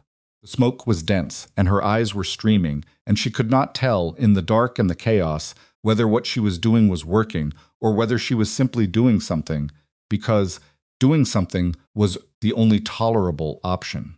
The first horse came out of the barn at a run, nearly knocking her sideways. She stumbled but kept her feet. Orson came out coughing, turned around, went back in. Garrick came out with the second horse, and then the third, the animals wild-eyed and frantic, pulling against his grip, and he holding on, because that was simply what he did. Then she heard it, the particular groan of a structural beam giving way, and the barn made a sound like something tired, finally deciding it had had enough. And the roof at the eastern end collapsed inward in a rush of sparks and heat that pushed Lenora back 3 steps and turned the night orange and white and furious. "Garrick," she shouted, "here." He was at her elbow, his face black with smoke, coughing hard but standing. "I've got them. I've got all of them." She counted the horses in the terrible light. 3, all 3 accounted for. "Orson," she said. Here Orson said. From somewhere behind them, his voice rough and damaged by smoke. They stood and watched the barn burn. There was nothing else to do. The eastern end was gone, and the western went and was following it, and the best they could accomplish now was keeping the fire from spreading to anything else, which Maisie was still doing, still working the pump with the methodical intensity of someone who had decided the thing in front of her was the only thing that existed. Lenora went to help her. They worked the western spread of the fire together, she and Maisie, not talking, not needing to, passing buckets, soaking the ground, watching the perimeter, while Garrick and Orson kept the horses from bolting and managed the rest. Cold air tasted of ash and burnt wood and something sharp underneath it that Lenora recognized and filed away, even in the middle of everything else. The barn burned for 2 hours. By 4 in the morning, it was a ruin. The western wall and part of the frame were standing. The rest was rubble and ash, and the particular desolation of a large thing that had existed for a long time being reduced to almost nothing. They stood in a line at the edge of it. Garrick, Orson, Maisie, Lenora. Nobody said anything for a while. Maisie had a burn on her left forearm. Not serious. From an ember that had caught her sleeve. Orson had cut his hand on something in the dark and didn't know when. Garrick had lost his hat somewhere in the barn, and his eyebrows were singed, and he hadn't noticed either of those things yet. Lenora was aware that her own face felt tight in the way skin feels after too much heat, and that she was shaking slightly, which she attributed to cold and was mostly right. "The horses are all right," Orson said finally. His voice was still rough. "Yes," Garrick said. Another silence. "All right," Garrick said, and the way he said it was, the way he said most hard things accepting, rather than resigned. Most of its windows were dark, the way someone accepts the weight of something because they've decided they're going to carry it. He turned toward the house. "Maisie, let me look at your arm." "It's nothing," Maisie said. "Let me look at it anyway." They went inside. Lenora stayed. She waited if its windows were dark, until the others were in the house and the horses were calm enough to leave where they'd been tied. And then she took the lamp she'd grabbed from the porch on her way out and walked the perimeter of what had been the barn. She was not looking for evidence in the way a detective might systematically, methodically, with a plan. She was looking the way she looked at ledgers when something felt wrong, which was to let her eyes move where they wanted to and follow the attention rather than force it. She found the first ignition point near the east wall, the burn pattern in the dirt, the way the char went deeper in one location and spread outward from it, coal oil residue in the soil. She crouched and smelled it, and there it was, the same smell that had woken her up, faint but definite, still present under the smoke. She found the second ignition point near the center of the south wall. Multiple points, multiple people, or one person moving quickly with a deliberate plan. She was at the south wall when she found the place where someone had come through. Not through the barn. Doors through the fence behind the barn, the one that backed up against the same stretch of southern boundary where the cattle had been sick 3 weeks ago. The same fence that had been cut before. It had been cut again, recently. The edges of the wire were bright, not rusted. She stood there in the cold and the dark, the lamp in her hand, and the ash settling around her, and thought about the size of the boot print she'd measured in the yard. She thought about the rider who had walked the fence line counting posts. She thought about Bram Calder's voice. Things can become more complicated. She did not feel afraid. She was past fear and into something else, the cold, clear anger that comes when something has gone far enough that there is no longer any ambiguity about what is happening and what has to be done about it. She went back to the house. Garrick was at the kitchen table with Maisie's arm wrapped in a clean cloth and a look on his face that she had not seen before, something between grief and fury that he was keeping below the surface by main force of will. He looked up when she came in. It was deliberate, she said. Question. I know, he said. 2 ignition points at minimum. Coal oil. They came through the southern fence again. Same spot as before. He looked at her for a long moment. You should have woken me, he said. And then, because neither of them had any energy left for the argument, I know. We need to document it before the morning changes anything, she said. The wind is going to shift by dawn, and it'll disturb the ground. Lenora. His voice was quiet. Not soft. Garrick Rourke did not do soft as a general matter, but quiet in a particular way. Sit down for a minute. She looked at him. Sit down, he said again. She sat down. He pushed a cup of coffee toward her. She had not noticed it was there. She picked it up, and her hands were still doing the slight shaking they'd been doing since the barn roof came down, and she wrapped both of them around the cup. Are you all right? He said. I'm functional, she said. It's not what I asked. She thought about it. I'm angry, she said. Genuinely angry. I was worried before and careful and methodical, and I was managing it. But burning the barn... She stopped, tried again. We could have been inside it. Maisie could have... She stopped again. Because the sentence had a direction she didn't want to follow. But we weren't, Garrick said. And she didn't. I know. And in the morning, he said, we're going to document everything you found, and then we're going to ride to Sheriff Holt, and then we're going to get word to Rennick. He looked at his coffee cup. But right now, for 10 minutes, sit down and drink that. She drank the coffee. It was too hot and too strong and exactly right. Maisie was at the end of the table with her bandaged arm and her notebook, already writing. Lenora watched her for a moment, the careful, purposeful way she moved the pencil, the set of her jaw, the absolute refusal to be rattled by the night she'd just been through, and felt that settled thing in her chest again, the one that had been building since the first morning at the kitchen table. What are you writing? Lenora asked. Everything, Maisie said without looking up. What I heard when I woke up. What I saw when I came outside. What I smelled, what we did. What time things happened. She glanced up briefly. You said that's what we do. When something happens, we write it down before we forget. Lenora looked at her. You're right, she said. That's exactly what we do. At dawn, she went back to the ruin with paper and pencil and the lamp, which wasn't needed anymore, in the growing morning light, and documented every detail. 2 ignition points, the coal oil residue, the cut fence, the direction of tracks in the soil at the southern boundary, 2 sets. She could now see clearly. 2 men, one larger than the other, coming from the southwest and departing in the same direction. She measured everything. She drew diagrams. She noted the weather, no wind, dry, and the state of the ground. She wrote down the state of the fence, cut, clean, recently made, bright metal at the edges. When she was finished, she had 6 pages. She went inside and found Garrick at the table with Orson, talking quietly. They both looked at her when she came in. 6 pages, she said, setting them on the table. 2 sets of tracks, 2 ignition points. The southern fence cut again, same location. Coal oil residue still present at both ignition points. She paused. This was planned. This wasn't someone getting angry and making a bad decision at midnight. This was organized. Garrick picked up the pages. There's something else, she said. When I rode the fence line, I found something caught on the wire at the cut point. She reached into her coat pocket and put a small piece of fabric on the table.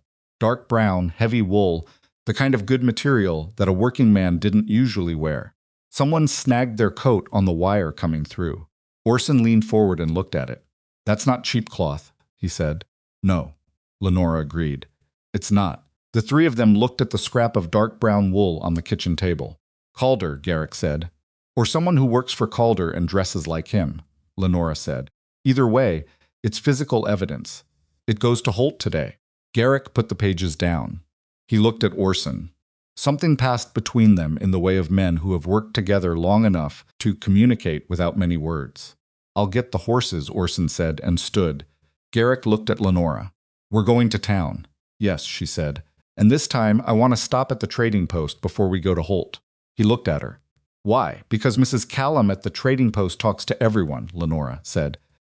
"And what happened to this ranch last night should not be a secret." He held her gaze. She could see him working through it, the private man's instinct to keep his troubles to himself against the tactical reality she was presenting. "All right," he said. "What happened in the hours that followed was not what anyone planned. It was what happened when a small settlement found out that someone had burned a barn in the night with a family sleeping inside it. Mrs. Callum did talk to everyone. She talked to them with the particular speed and feeling of a woman who had seen this country built by people like the Rourkes, and who had a very clear opinion about men who burned other people's barns.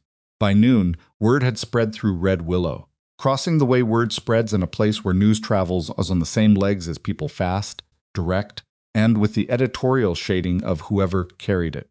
Most of its windows were dark. By the time Lenora and Garrick came out of Holt's office in the early afternoon, there were people waiting in the street outside who had not been there when they went in. Not a crowd exactly, but people who'd heard. A woman from the church who'd grown up with Garrick's late wife and looked like she'd been crying. 2 ranchers from the South County who Garrick nodded to and who nodded back with the sober expression of men deciding something. The blacksmith, who didn't know Garrick well, but who apparently had opinions about arson. Harlan Voss, which surprised everyone, including visibly Garrick himself standing at the edge of the group with his arms crossed, and the expression of a man who was there and wasn't going to explain why. Nobody made speeches. Nobody organized anything formally. People just talked, the way people in small places talk when something has happened that makes the safety of the whole place feel contingent. And by the time the afternoon was old, something had been decided that nobody had exactly decided. People were going to come to Rourke Ranch on Saturday with materials and tools and help build what had been taken. Most of its windows were dark. Garrick looked like he wanted to argue against it and couldn't find the right words, which Lenora suspected was because there were no right words, because this was not something that had a polite refusal available to it. Voss appeared at his elbow. He didn't look at Garrick directly when he spoke, which Lenora was beginning to understand was how Voss communicated things that mattered to him. "You'd do the same," he said. Garrick was quiet for a moment. "I would," he said. "Then shut up about it," Voss said, and walked away.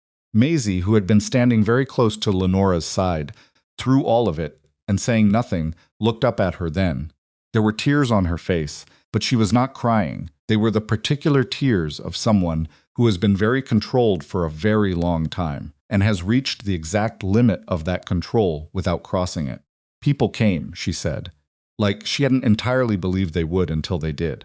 Lenora looked at the street, at the people who'd shown up, not because anyone asked them to, but because a family's barn had burned, and that was reason enough. "Yes," she said, "they came." Maisie wiped her face with the back of her hand, the quick, efficient gesture of someone who did not intend to be caught at it. "Okay," she said, and straightened up, and became 11 years old doing something very difficult very well again. Lenora put her hand briefly on the girl's shoulder, just for a moment. Then she went to find Garrick, because there was still work to do, and the people who had burned the barn did not yet know what they had set in motion by doing it, and she intended to make sure they found out in a way that was impossible to misunderstand. Saturday came cold and clear, the kind of morning that arrived in the high country like it meant something, sky pale and enormous overhead, and the frost on the ground catching the early light in a way that made everything look briefly, deceptively still. The first wagon arrived before 7. Lenora was at the kitchen window when she saw it come up the road, a heavy flatbed piled with milled timber, driven by a man she recognized as the owner of the feed store on Hatch Street, someone she had spoken to exactly once in passing. Behind him, another wagon, then a third. By 8 o'clock, there were 9 wagons in the yard, and more than 30 people standing in the cold, some of whom Garrick knew well, and some of whom he knew by sight, and some of whom he had apparently never seen before in his life, which did not appear to have affected their decision to come. Garrick stood on the porch with his hat in his hands, and the particular look of a man who had spent a significant amount of the past 14 months operating on the assumption that things were mostly on him. Watching 30 people unload timber onto the ruins of his barn was doing something complicated to that assumption, and it showed on his face in a way that he probably didn't realize. Harlan Voss arrived at 8:15 driving his own wagon, which carried not lumber, but enough food for the crowd, prepared by whoever cooked at his ranch, in the large covered pots that meant someone had started before dawn. He pulled up next to Garrick without ceremony. "You going to stand on that porch all day, or are you going to work?" he said. Garrick put his hat on. "I'm going to work," he said. "Good," said Voss, and went to tie up his horse. Lenora stayed out of the way of the building, which was the right thing to do because she knew nothing useful about barn construction, and the people who did were operating with the efficient, practiced communication of people who had done this before, which it turned out many of them had. She stayed useful in the ways she could, helping Maisie manage the food, keeping track of who had brought what so that thank you notes could be written later, which was the kind of organizational task that looked like nothing and kept everything from becoming chaos. But mostly she watched. She watched Garrick work alongside men he'd been too isolated in his grief to spend time with for over a year. Watched him take instruction from the feed store owner, who apparently knew structural framing in a way that Garrick, who knew cattle and land and little else, did not. She watched him accept help. The watching of it told her something about the size of the thing he had been carrying alone. She watched Maisie move through the crowd with the food, stopping to talk to people with the ease of a child who had been raised in a place and knew its rhythms. An older woman caught Maisie by both hands and said something that made Maisie go very still for a moment before she nodded. Lenora could not hear what was said. She did not need to. By noon, the frame was up. By mid-afternoon, the walls were going on. By the time the light began to drop in the late afternoon, the barn was not finished, but it was undeniably becoming something, and the air smelled of fresh-cut timber and cold, and the food that someone had warmed over a fire and shared around, and the sound of hammers had the quality of something productive rather than desperate. Rennick arrived mid-afternoon. He had not been invited to the barn raising. Specifically, he was there because Lenora had sent word that she needed to speak with him urgently after the fire, and because Rennick was, it turned out, the kind of man who showed up when things were moving. He stood at the edge of the work and watched it for a moment with his wire-rimmed glasses and his careful face, and then he found Lenora and they walked away from the noise. Two stand near the fence at the east side of the property where it was quiet enough to talk. "I received Holt's communication this morning," Rennick said, "about the arson evidence. Then you know about the coal oil, the ignition points, the cut fence, the fabric. I know all of that." He looked at her steadily. "There's something you don't know yet. Yesterday evening, one of the men involved in the fire came to my office in Millhaven." Lenora went very still. "His name is Tull," Rennick said. "He's a laborer. Not a local man, he was brought in from outside the territory. He and another man were hired by Calder to set the fire. 2 days ago, he developed what I would describe as a significant change of heart." "What kind of change of heart?" "The kind that arrives when a man realizes the job he was paid to do is going to be investigated as criminal arson, and that the person who hired him has no particular interest in protecting him from that consequence." Nick removed his glasses and cleaned them with the deliberate care he used when he was organizing his thoughts. "He came to me because he'd heard I was the attorney for the Rourke family. He wants to provide a statement implicating Calder in exchange for consideration on the arson charge." The cold air was very sharp. From across the yard came the sound of hammers. "He'll testify?" Lenora said. "He's willing to provide a written statement confirmed under oath," Rennick said. "Whether it goes to testimony depends on how the prosecution proceeds. But the statement itself, Calder hired him. Calder specified the barn. Calder paid half in advance and promised the balance after, is extraordinarily useful." Lenora looked at the partly rebuilt barn. At the people working on it. At the community that had shown up this morning, not because anyone organized them, but because someone had burned a family's barn in the night. What do we do with this? She said. I take the statement formally today, Rennick said. Tomorrow, I file it with the county court alongside the physical evidence Holt has documented. Combined with your financial records, the loan documentation, the cattle weight fraud, the pattern of incidents, we now have a case that connects the physical intimidation directly to the financial scheme. He paused. It is, Miss Whitcomb, a remarkably complete picture for something built without subpoena power. I've been keeping books for 11 years, she said. I know what a complete record looks like. Something moved in his expression that was close to admiration, though Rennick was not a man who wore admiration, obviously. Yes, he said. You do. She told Garrick that evening after the workers had gone home and the barn stood new and raw and not quite finished against the dark sky. They sat at the kitchen table, the three of them, because Maisie was part of these conversations now, without anyone having formally decided that, and she laid out what Rennick had told her.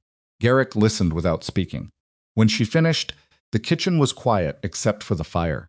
He talked, Garrick said, not a question. For a price, Lenora said. But yes. So we have the man who set the fire confirming Calder paid him, and Rennick filing it with the court tomorrow alongside everything else. Garrick was quiet for a long moment. That should be enough, he said finally. It should be more than enough, Lenora said. But, he looked at her. But Calder is not a man who accepts being cornered without doing something, she said. He's been operating a coordinated scheme for 18 months, and he's been willing to burn property and frighten a family and hire men to do it at arm's length. He knows the evidence is building. He knows Rennick is filing tomorrow. She paused. He's going to do something. When, Maisie said. I don't know. But the most dangerous moment for us is right now, in the gap between filing the documentation and the court actually taking action on it. Garrick looked at the table. Something was working behind his eyes that she had come to recognize as the particular process he went through when he was about to make a decision that had significant cost. I'll ask Voss if he'll loan me 2 men for the next week. For the property. He'll say yes, Maisie said. You don't know that, Garrick said. Maisie gave him the look. Papa, he brought food for 30 people and didn't tell anyone he was doing it. He'll say yes. Garrick looked at his daughter for a moment. Then he looked at Lenora with the expression he sometimes wore when Maisie said something that made him see the world slightly differently. She might be right, he said. She usually is, Lenora said. He sent a message to Voss that night with Orson. The answer came back by morning, 2 men, starting immediately, no charge discussed or expected. Lenora spent the next 3 days in a state of concentrated waiting. She worked. She went through the financial documents again, looking for anything she'd missed, anything that could be shored up before the formal proceedings began. Most of its windows were dark. She reviewed the challenge to the bank loan that was working its way through the Territorial Banking Authority. She wrote detailed responses to 3 separate requests for documentation that came from Rennick's office as he built the formal case. She was good at this, at the patient, meticulous work of making a record bulletproof, and she used the work to keep her mind away from the other kind of thinking, which was the kind that went in circles and arrived nowhere useful. On the 4th day, the other thing happened. It came through Rennick, by letter, delivered by a rider, who looked like he'd pushed hard to get there by midday. Lenora was in the kitchen when Garrick brought it in.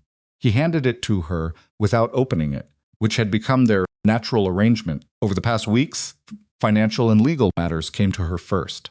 She opened it and read it. Then she read it again. What is it?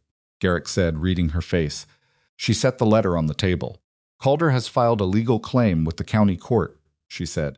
He's alleging that I manipulated you, that I used false pretenses and emotional influence to insinuate myself into your household and gain control of your financial affairs and property.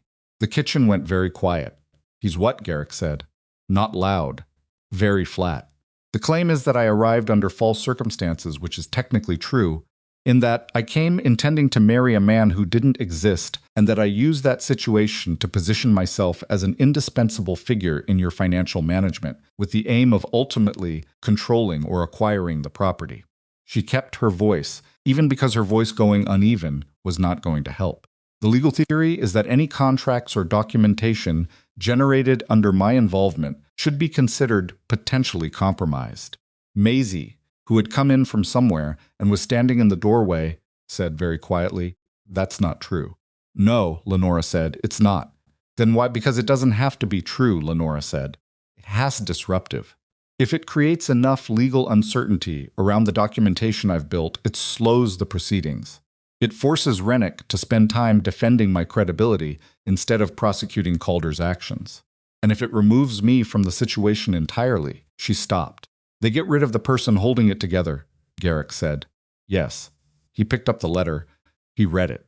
She watched his face while he read it, watched the flatness that came over it, which she now understood was not coldness, but the thing that happened when his anger went past a certain temperature and came out the other side as something more, controlled and more dangerous than straightforward anger. "Put the letter down." "Rennick," he said. "I've already thought about that. We need him to respond immediately. The claim needs to be challenged before it takes hold." She paused.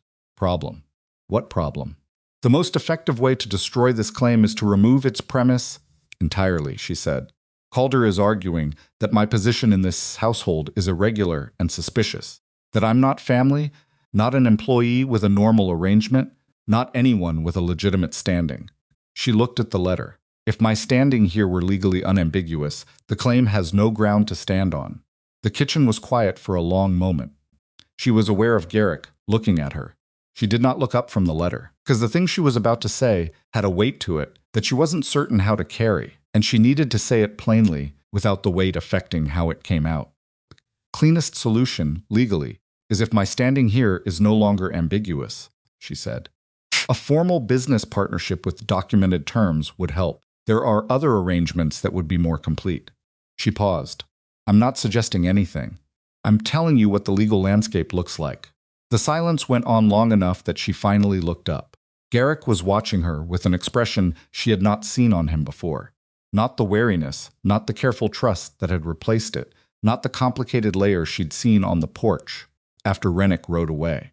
This was something different, something that had apparently been working its way toward the surface for a while and had decided that now was the moment. "Lenora," he said. "Garrick, you don't have to—" "Let me talk," he said. Stopped. He looked at the table for a moment, then at her. "I'm not good at this," he said, "at saying things like this. Clara used to tell me I communicated like a fence post. Technically upright, not offering much else." He was quiet for a beat. "I have no idea what to do with what I feel about you. I've been not knowing what to do with it for about 6 weeks, and I've been managing it by working a lot and not thinking about it when I can avoid it." Maisie made a very small sound from the doorway that she immediately suppressed. "I know the timing is wrong," Garrick continued, in the voice of a man working through something word by word. "I know you came here because you had no other options, and I know that changes what you can say about anything. I know you've been carrying most of this while I was barely keeping the cattle alive."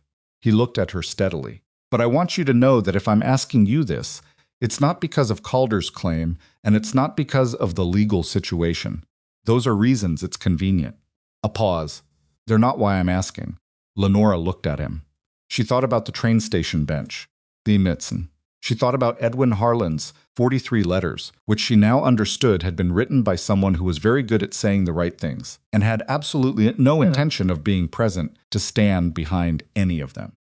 She thought about a kitchen table at midnight, and a man who put a cup of coffee in front of her and sat down and then said, "Let's work on this together."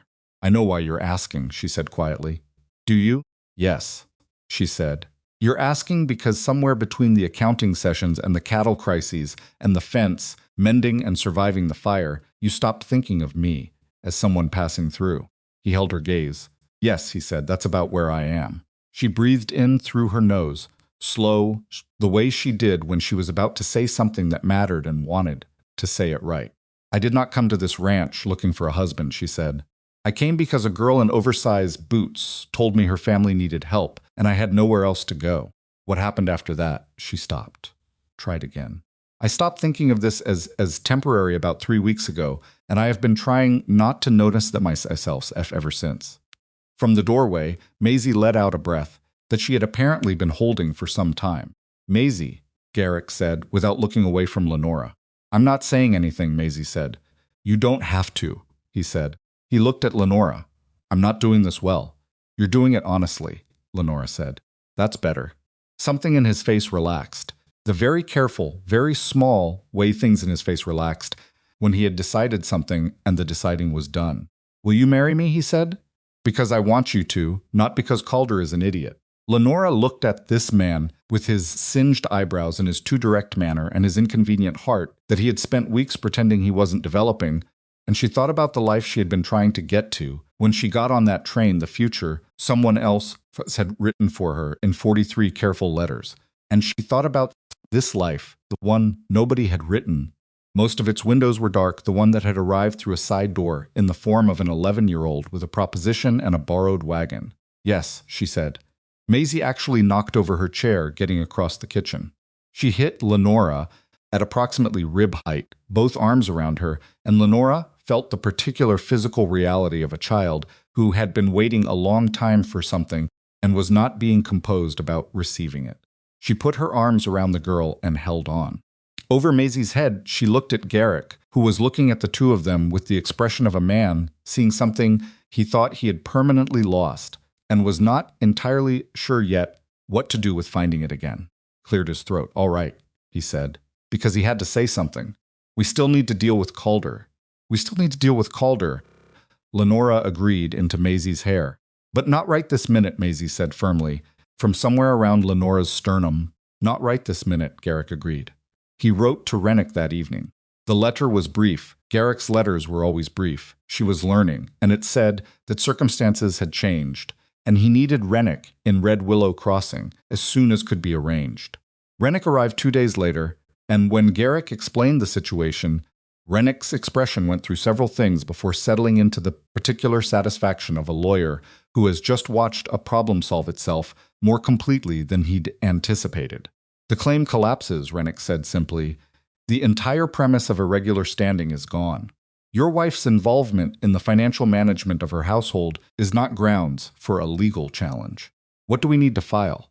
I'll draft the response to Calder's claim today, Rennick said, and I'll include the notice of your intention to marry, which is a matter of public record and cannot be disputed. He looked at Lenora. This was a very efficient solution. Don't give me too much credit, Lenora said. He asked first. Rennick looked at her over his glasses. I'm aware of that, he said dryly.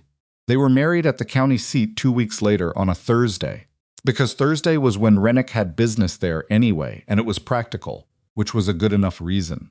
Maisie wore a dress that Lenora had helped her let out at the seams. It fit properly now, seemed the kind of detail that meant something, even if neither of them said so, and she stood beside Lenora through the whole proceeding with the concentrated seriousness of someone for whom this was the most important event in recent memory. Harlan Voss came, which surprised Garrick. Orson came, which did not surprise anyone. Afterward, at the ranch, Orson made something that was technically whiskey and offered it around without comment, and Voss stayed for dinner and talked more than anyone had apparently ever heard him talk. And Maisie fell asleep at the kitchen table.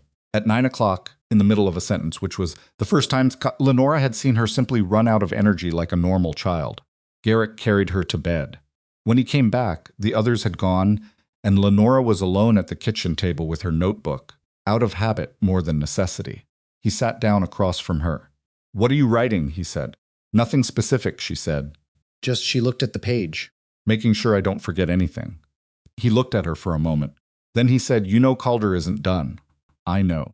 He filed that claim because he's cornered and cornered men make mistakes, and this was a mistake. Rennick says the response he's filing will make it very difficult for the claim to survive a preliminary hearing.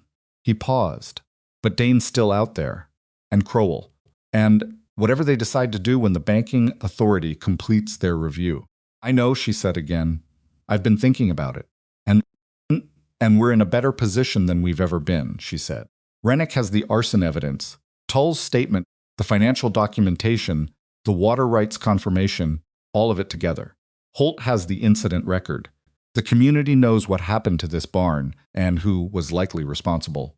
Dane can't operate in the dark anymore. She looked at him. None of that means it's over. But the shape of the thing has changed. He nodded slowly. The shape of the thing, he said. They built this expecting we wouldn't see it coming, she said. We saw it. That changes what they can do. He was quiet for a moment. I keep thinking about what you said. The first day, at the table, when you found what Dade had done. He looked at his hands. Someone's been pushing them toward failure. I remember the feeling of hearing that. Most of its windows were dark. I was working myself to the ground, trying to figure out why nothing was getting better, and the answer was that someone was making sure it didn't. Yes, and I didn't see it. You were grieving, she said, and you were alone, and they specifically chose the moment of your grief to move, because they knew you'd be less able to see it. She said it plainly, not to comfort him, because he didn't want comfort, he wanted accuracy. That's not a failure on your part. That's them being deliberate. He looked at her for a long moment. Clara used to say I had a tendency to take on the weight of things that weren't my fault. She was right, Lenora said, for what it's worth. He almost smiled. It was very brief and mostly in his eyes, but it was there. She usually was, he said. She and Maisie are similar in that way. I've noticed. He pushed back his chair. Get some sleep, he said. Rennick wants to meet with us in 2 days. I know. She didn't close the notebook. Give me 10 more minutes. He left her to it, which was the right thing, and she sat for another 10 minutes at the kitchen table, in the house that was now her home, by a choice that had felt like no choice at all, and like the most consequential choice of her life, simultaneously making her notes in the precise handwriting she'd developed over years of ledgers, the fire low and the house quiet around her. The court hearing on Calder's claim was set for 3 weeks out. In the meantime, Rennick filed the formal challenge to Crowell's loan structure with the Territorial Banking Authority, accompanied by 38 pages of supporting documentation that Lenora had spent 4 days compiling. The banking authority acknowledged receipt and opened a formal review, which meant Crowell had to provide documentation of his own within a specified time frame. Rennick had told them privately that he expected Crowell's documentation to raise more questions than it answered. The livestock fraud case against Dade was separate but moving in parallel. Rennick had referred the evidence to the county sheriff's office in the seat, and a formal investigation had been opened. Dade had not yet responded publicly, which Rennick said was either the behavior of a man consulting lawyers or a man hoping the problem would go away. Neither of those things was likely to save him. Lenora tracked all of it in her notebook: dates, filings, responses, expected timelines, what was needed and when. The notebook was on its 3rd volume since she'd arrived at Red Willow Crossing. She had started a proper filing system in the desk drawer. Garrick had cleared out for her, which now held organized folders rather than the chaotic stack of documents she'd found on her first day. Maisie had started keeping her own notebook. Lenora had not suggested it. She had come in one afternoon to find Maisie at the table with a fresh notebook and a careful list of ranch income and expenditure figures that she'd reconstructed from memory and cross-referenced against the ledger. Entries, and which were, on checking, entirely correct. Where did you learn to organize it like that? Lenora asked. Watching you, Maisie said. It was the same thing she'd said about her mother. The similarity of it landed on Lenora with a weight that was not grief, but was close enough to be its neighbor. Good, Lenora said. Keep going. The week before the court date, 2 things happened on the same day. The first was that Tull, the man who had come to Rennick with the confession, confirmed in a formal sworn statement that Bram Calder had hired him, and one other man, a drifter named Pete Source, to set the fire at Rourke Ranch barn, with specific instructions about the timing and the ignition points, and that Calder had paid $50 in advance, with the balance promised after. The statement was 12 pages and was corroborated in several specific details by the physical evidence Lenora had documented the morning after the fire. Rennick sent a copy to Holt. He sent a copy to the county prosecutor. Kept the original. The second thing that happened was that Bram Calder disappeared from Red Willow Crossing. Not fled, exactly, or at least, there was no official determination that he had fled. He simply was not at his rented room at the boarding house on Monday morning, when Holt went to question him, and his horse was not in the livery stable, and Mrs. Perkins, who ran the boarding house, said he had paid his bill in full on Sunday evening and left after dark. Holt sent word to the neighboring counties. He sent word to the territorial marshal's office. He filed a formal notice with the county court that the defendant in the arson investigation had departed without notice. It helped in a way Lenora had not entirely expected. Calder's claim against her, the one alleging irregular influence over Garrick, was already on thin legal ground after Rennick's response filing. When the man who had filed it vanished the week before the hearing, the court issued a summary dismissal. No hearing required. The claim was gone. But Calder being gone was also a problem, because a man who could not be found could not be fully prosecuted, and Lucius Dane was still out there, still operating, still the person behind the curtain who had set all of this in motion. Calder had been the instrument. Dane was the hand. Rennick came to the ranch 2 days after Calder's disappearance and sat at the kitchen table with Garrick and Lenora and said, "He's not gone. He's repositioning." "What does that mean for Dane?" Garrick said. "It means Calder was either told to leave or chose to leave before he became a direct liability to Dane," Rennick said. "Dane's defense, if he ever faces formal inquiry, will be that he had no knowledge of the methods Calder used, that he hired an agent to pursue legitimate land acquisition, and that any criminal behavior was the agent's own decision." "That's convenient," Lenora said. "It's calculated," Rennick said, "and it may work if we can't demonstrate that Dane specifically directed the intimidation campaign." He looked at Lenora, which is where your financial commentary becomes critical. The loan through Crowell, the arrangement with Dade, if we can show that Dane was the common thread connecting all of those, then "I didn't know what my agent was doing" becomes much harder to maintain. "The Banking Authority review," Lenora said, "yes. If Crowell's documentation shows that the loan was structured at Dane's direction, that Dane had a financial interest in the outcome, then Dane is connected." He paused. "I've also filed for a formal deposition of Fletcher Dade. His attorney has been stonewalling, but the filing is in, and he cannot ignore it indefinitely." Garrick looked at the table. "How long does all of this take?" "Months," Rennick said honestly. "The banking review, the arson prosecution, the fraud investigation, none of it moves quickly. What moves quickly is the foreclosure timeline." He looked at them both, "which is why I want to discuss a restructuring agreement. The foreclosure. In the concentrated activity of the past weeks, the fire, the arson evidence, Calder's claim, the marriage, Lenora had been managing the loan payment issue by working the numbers every way she could and finding solutions that held for a little while and needed recalculating. She had not lost track of it, but she had not solved it. "What kind of restructuring?" she said. "With the formal Banking Authority review open, Crowell is under regulatory scrutiny. His options are constrained. He cannot aggressively pursue foreclosure while his loan practices are under review without appearing to be acting in bad faith, which would strengthen our challenge." Rennick's voice was precise, and even, "I've drafted a proposal for a restructured payment schedule that extends the timeline and reduces the compounding frequency. It's not forgiveness, it's reform. Crowell won't love it, but he's in a weak position to refuse it." "Will he agree?" Garrick said. "I believe he'll agree because the alternative is a full regulatory audit of his loan practices, which would expose other arrangements that I suspect look similar to yours." Rennick looked at Lenora. "The documentations you compiled gave me enough leverage to make that argument credibly." Lenora looked at the folder on the table, the copy of the Banking Authority submission that she'd kept for reference. 38 pages. 4 days of work. A record of every calculation she'd done since the first afternoon when the coffee went cold. "Present him with the proposal," she said, "and make sure he understands what the alternative looks like." "That was always the plan," Rennick said. Crowell accepted the restructured terms 11 days later. Not graciously, his response through his attorney was formal and tightly worded, and made clear that he did not consider the arrangement a concession, but he accepted them. The new payment schedule was still demanding, but it was survivable. For the first time since Lenora had opened that stack of documents on the kitchen table, the numbers on the loan could be managed without the constant background dread of the deadline.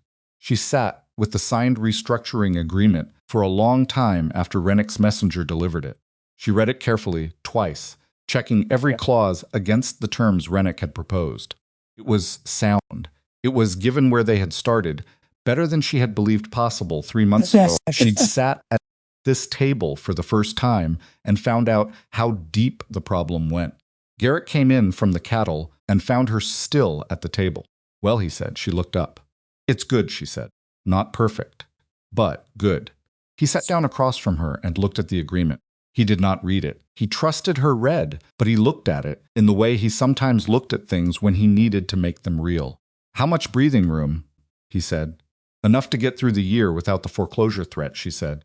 After that depends on the cattle income, the grazing lease revenue, and whether Dade is forced to renegotiate or the fraud case produces a recovery of the stolen income. Best case?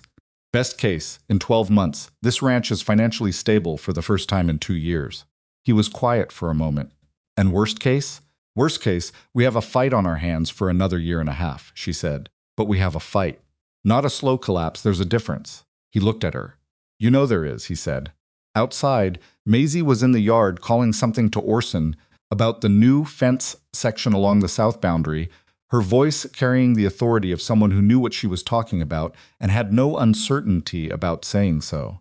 The two of Voss's men had gone back 2 weeks ago, but the fence was mended, and the property felt different than it had, less like something under siege, more like something being actively defended, which was not the same as safe, but was considerably better than what it had been. The rebuilt barn stood slightly crooked at the western end, where the last section of framing had been assembled in fading light, and someone had been a few degrees off level. It had been pointed out. No one had fixed it. Garrick had looked at it and said, "It'll hold," and everyone seemed to have decided that holding was sufficient. Lenora had thought about that for several days afterward, about the particular frontier pragmatism of it, the acceptance that a thing that had survived fire and come back didn't owe anyone straightness. She was thinking about it now, looking out the kitchen window at the barn's slightly tilted western wall in the afternoon light. Rennick will be back in 2 weeks, she said. He wants to go over the deposition filing with both of us before it's submitted. I'll be here, Garrick said. And the banking authority wants the full ledger series in the original format, not copies. I need Lenora, she stopped. He was looking at her with the expression she still didn't have a complete name for the one that had been building since the early weeks and had been acknowledged once and had not needed to be acknowledged again because it was simply there now, in the room with them, a fact like the table and the window and the sound of Maisie's voice outside. The ledger can wait an hour, he said. She looked at him. Then she closed the notebook. 1 hour, she said. He almost smiled. 1 hour, he agreed. And outside, the cattle moved across the pasture in the long autumn light, and the water ran where it had always run along the northern boundary, and the barn stood imperfect and solid over the ash it had been built from, and the work that remained was real and demanding and not finished, and none of that was going anywhere. But for 1 hour the ledger waited. The deposition of Fletcher Dade took place on a Wednesday morning in the county seat in a low ceilinged room that smelled of old paper and coal smoke, and it did not go the way Dade's attorney had apparently planned. Windows were dark. Rennick had told Lenora beforehand, with the specific restraint of a man who had learned not to promise outcomes in legal proceedings, Dade's attorney will try to characterize the weight discrepancies as measurement error, normal variation, the kind of imprecision that happens in field conditions. He had looked at her over his glasses. I intend to make that argument very difficult to maintain. What he had not told her because he hadn't known was that Fletcher Dade, sitting in that low sea-singed room under formal oath with 18 months of documented discrepancies spread before him on the table, was going to last approximately 40 minutes before his composure came apart. Lenora was not in the room. Women were not customarily present for depositions, and Rennick had not pushed the point because the documentation she'd built was doing the work without her needing to be physically present for it. She waited in the anteroom with Maisie, who had come because Garrick had eventually stopped arguing that she should stay home, and Garrick, who had not sat down once in the 40 minutes they'd been waiting. She heard the raised voice through the wall. Not the words, the walls were too thick for words, but the pitch and the escalation of it, and then a longer silence, and then Rennick's measured tones, unhurried, and then another silence. Maisie looked up from the book she was not actually reading. Good or bad? I think it's good, Lenora said. Can you tell? Rennick's voice is still even, she said. When a deposition goes badly for our side, the attorney for our side is the one who gets loud. Maisie absorbed this, nodded, went back to not reading her book. Garrick stopped walking and looked at the wall as if he could see through it. He's breaking, he said. Don't assume, Lenora said. Not assuming, I know that sound. He paused. It's the sound a man makes when he's been caught and he knows it, and he's running out of places to put the knowing. He was right. Rennick emerged 47 minutes after he'd gone in, and his expression was the carefully arranged neutrality of a man who had excellent professional reasons not to smile in a courthouse hallway and was exercising all of them. He waited until they were outside on the courthouse steps, in the cold November air, before he said anything. Dade provided a full statement, he said, under oath, on the record. Garrick was very still. Full. He confirmed the systematic underreporting of cattle weights going back 22 months, Rennick said. He confirmed the arrangement with Lucius Dane specifically, that Dane had directed him to reduce Rourke Ranch income through any means available, with the goal of accelerating financial distress. A pause. He also confirmed that Silas Crowell's loan was structured at Dane's instruction, with Dane holding a silent financial interest in the debt. Courthouse steps were cold, and the wind was coming off the North Flats, and none of them moved for a moment. Dane directed the whole thing, Lenora said. From the beginning, Rennick said, the loan, the weight fraud, the pressure campaign all coordinated. Dade was told what to do and paid accordingly. He didn't know about the arson specifically, or he says he didn't, but he was aware that intimidation was part of the strategy. Garrick looked out at the street. His jaw was doing the thing it did. Why did he talk? Because his attorney did the arithmetic and realized that protecting Dane while Tull had already confessed to the arson and the banking authority had already opened.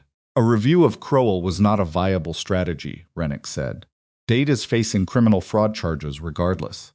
Cooperation is the only play that affects the severity of what he faces. So Dane loses his cover, Lenora said.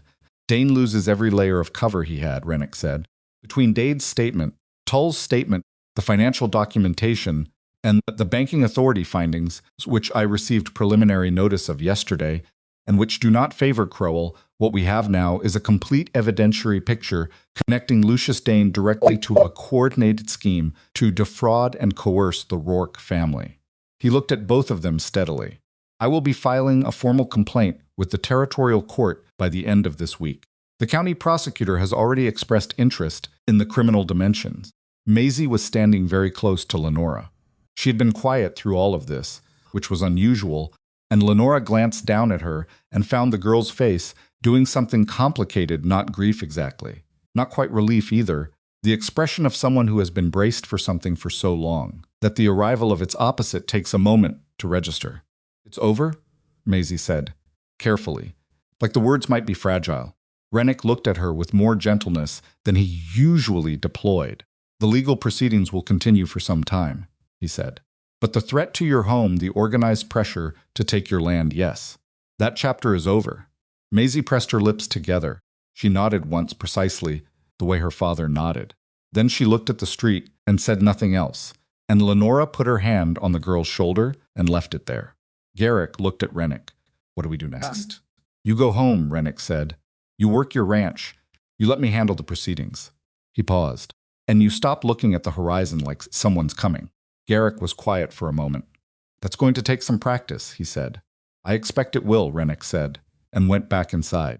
They rode home in the early afternoon, the three of them, the road back to Red Willow Crossing familiar now in all its details, the place where the road dipped near the creek, the line of cottonwoods that marked the Voss property boundary, the particular shape of the hills above the northern pasture that Lenora had come to recognize the way you recognize the face of someone you live with.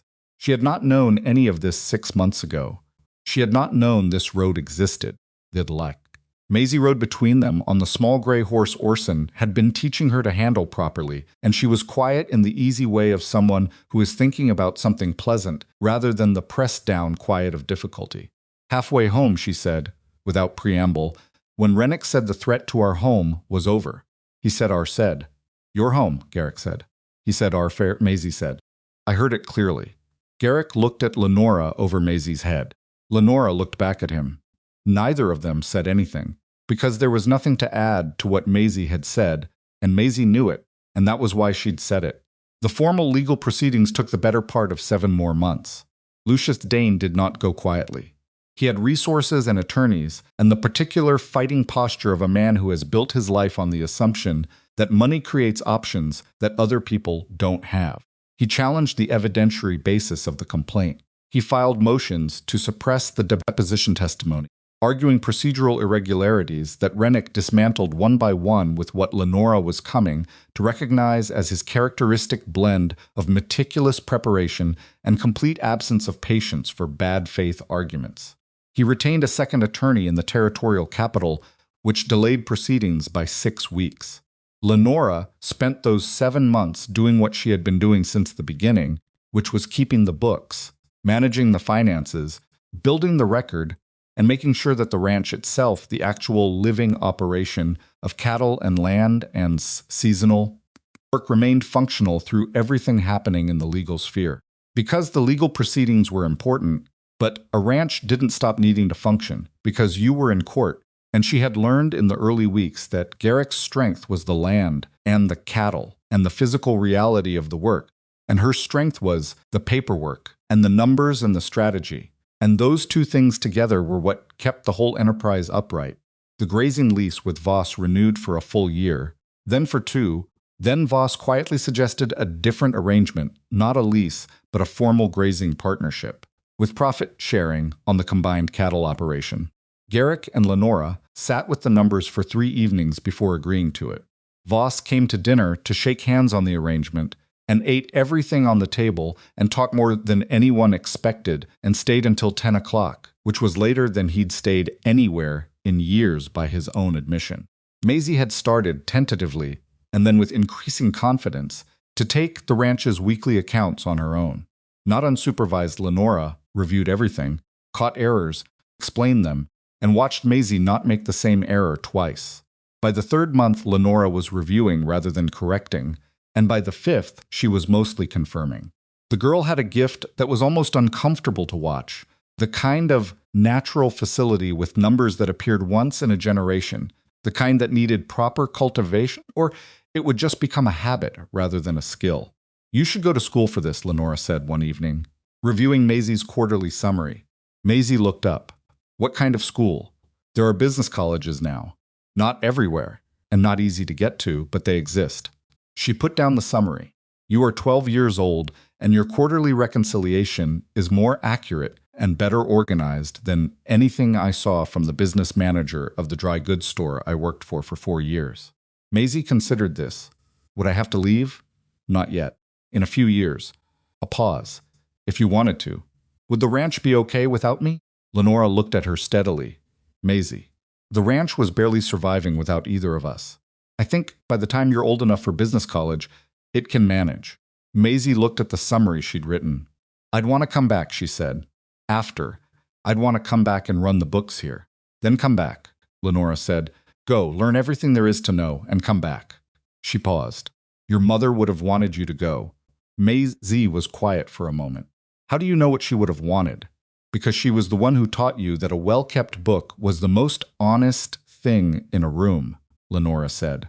"A woman who said that to her daughter didn't raise her to stop learning." Maisie looked at the table for a long moment.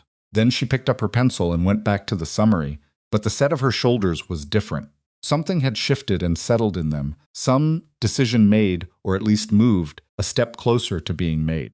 The arson trial of Tull and Pete Source, the 2 men who had set the fire, took place in March. Tull's cooperation reduced his sentence to 18 months. Source, who had not cooperated, received 4 years. The sentencing included a formal finding that the arson had been commissioned by a third party, which went into the record, and was directly relevant to the civil and criminal proceedings against Calder and Dane. Bram Calder was found in a town 3 territories west, living under a different name, by a territorial marshal who had been looking for him since Holt's notice went out the previous fall. He was returned to Red Willow Crossing in April. He did not look polished when he arrived. He looked like a man who had spent 5 months sleeping badly and eating worse and waiting for the sound of a horse outside, whatever door he happened to be behind. His trial was set for June. Silas Crowell did not face criminal charges directly. The banking authorities' review found that his loan practices were predatory and in violation of territorial banking statutes, but the line between predatory and criminal was one his attorneys argued successfully across. He lost his banking license. He was required to restructure or discharge the loans identified as violating statute. which included the Rourke loan, which was effectively reduced to a fraction of its remaining balance under the settlement terms. He also lost in the proceeding the financial interest he held in the debt arrangement with Dane, which had been structured to give him a percentage of any property sale that resulted from foreclosure. When Rennick told them the loan settlement terms, Lenora sat very still for a full minute. "The remaining balance," she said. "Is that the full remaining balance or the restructured balance?" "The full original remaining balance, reduced by the required settlement to what amounts to 14% of what was outstanding before restructuring," Rennick said, "which you can discharge within the current fiscal year, with existing income." Kitchen was very quiet. Garrick was looking at the table. He looked like a man who had been carrying something very heavy for a very long time, and had just been told he could put it down, and was not yet entirely sure his body remembered how to stand without the weight. "We own the ranch," he said. Not a question, a statement that needed to be said out loud. "You own the ranch," Rennick confirmed. "Free and clear within the year." Maisie, who was 13 now and had started pulling her braid over one shoulder when she was concentrating on something, reached across the table and took Lenora's hand. Held it. Didn't say anything. Lenora held on. Lucius Dane's trial was the one that took the longest and mattered the most. His attorneys were good. They were better than good. They were the kind of expensive that buys very careful preparation and very skilled cross-examination and a detailed understanding of exactly where the evidentiary chain had weak links. They found the weak links. They pushed on them. But Rennick had 38 pages of financial documentation that didn't have weak links. He had a sworn deposition from Dade that was specific and detailed and corroborated in its material facts by the physical records. He had Tull's statement naming Calder and the chain connecting Calder to Dane's operation. He had the banking authority's findings on Crowell's loan structure and Dane's financial interest in it. See that species. He had the survey records and the water rights documentation and 18 months of evidence that the pattern of pressure on Rourke Ranch was coordinated rather than coincidental, and he had Lenora's records. He presented them on the third day of the trial, after the factual foundation had been established, after Dade had testified in person and been cross-examined for 6 hours, and had not materially changed a single element of his deposition testimony. He presented them the way Lenora had built them, methodically, in sequence, each piece connected to the next, the whole thing telling a story so clearly that the story told itself. Lenora sat in the gallery. Garrick was beside her. Maisie, who had been permitted to miss a day of school for this, was on her other side, sitting with the concentrated attention of someone who was studying how this was done as much as watching what happened.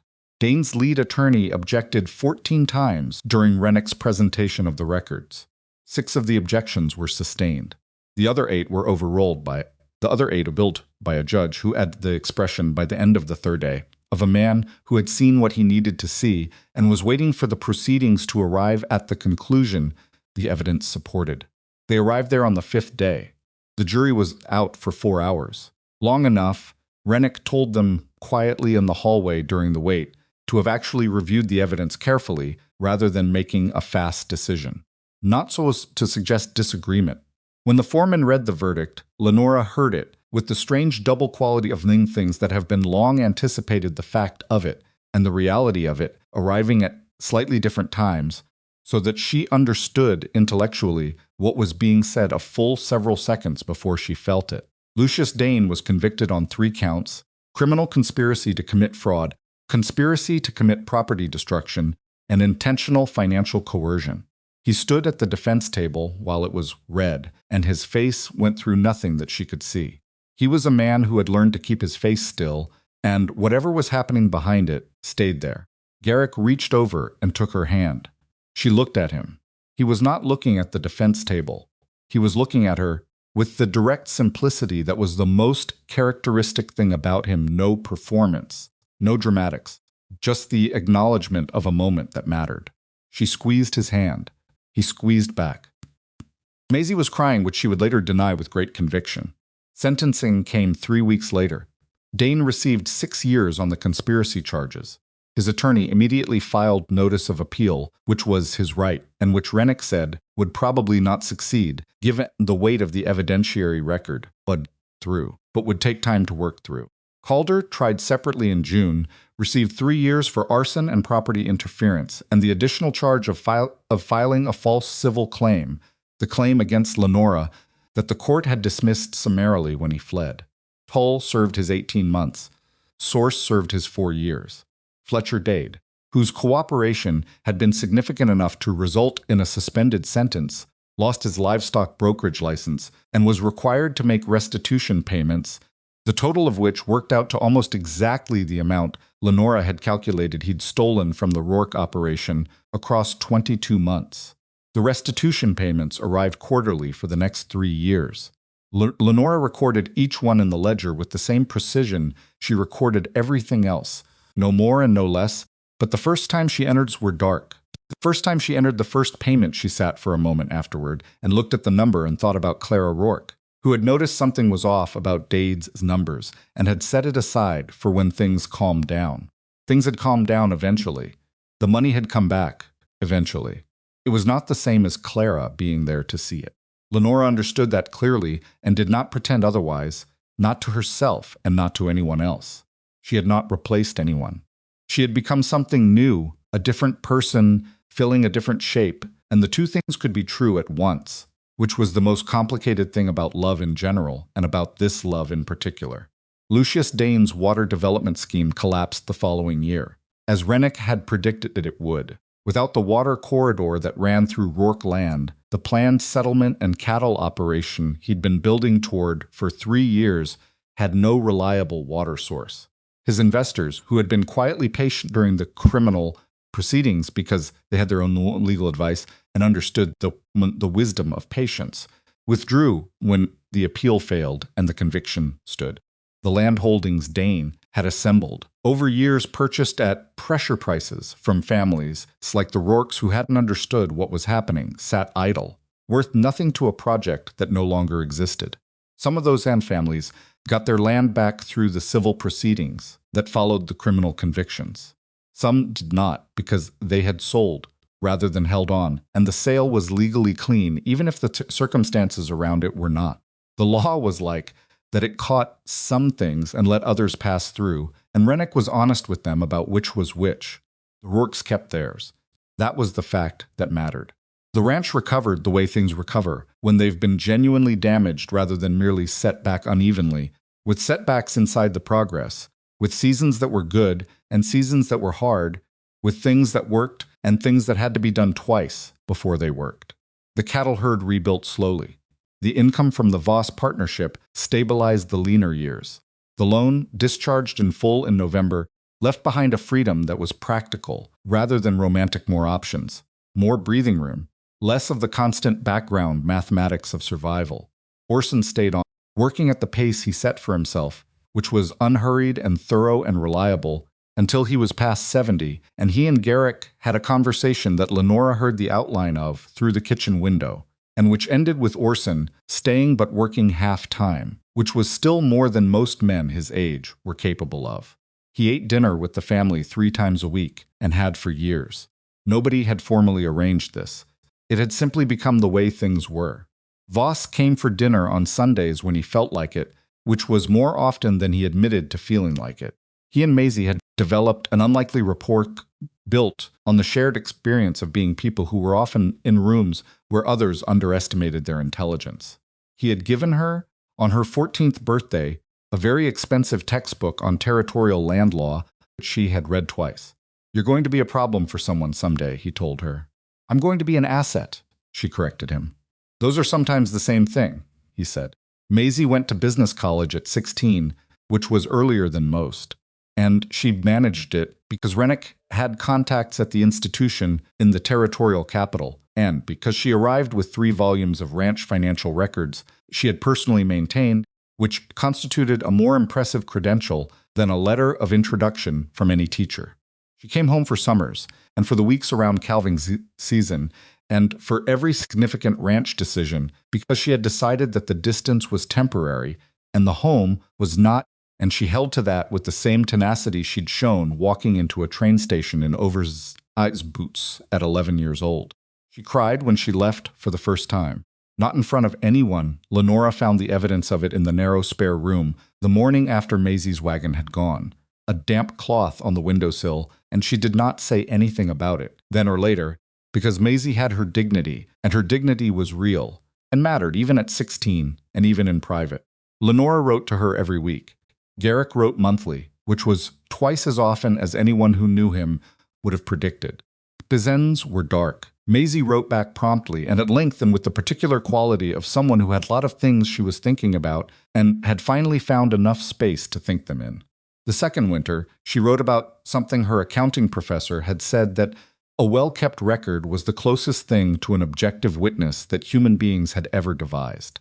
She wrote, "He said it like he was telling us something new, and I wanted to say that I already knew because the woman who taught bookkeeping explained it the first week, but I didn't want to seem difficult, so I just wrote it in my notes."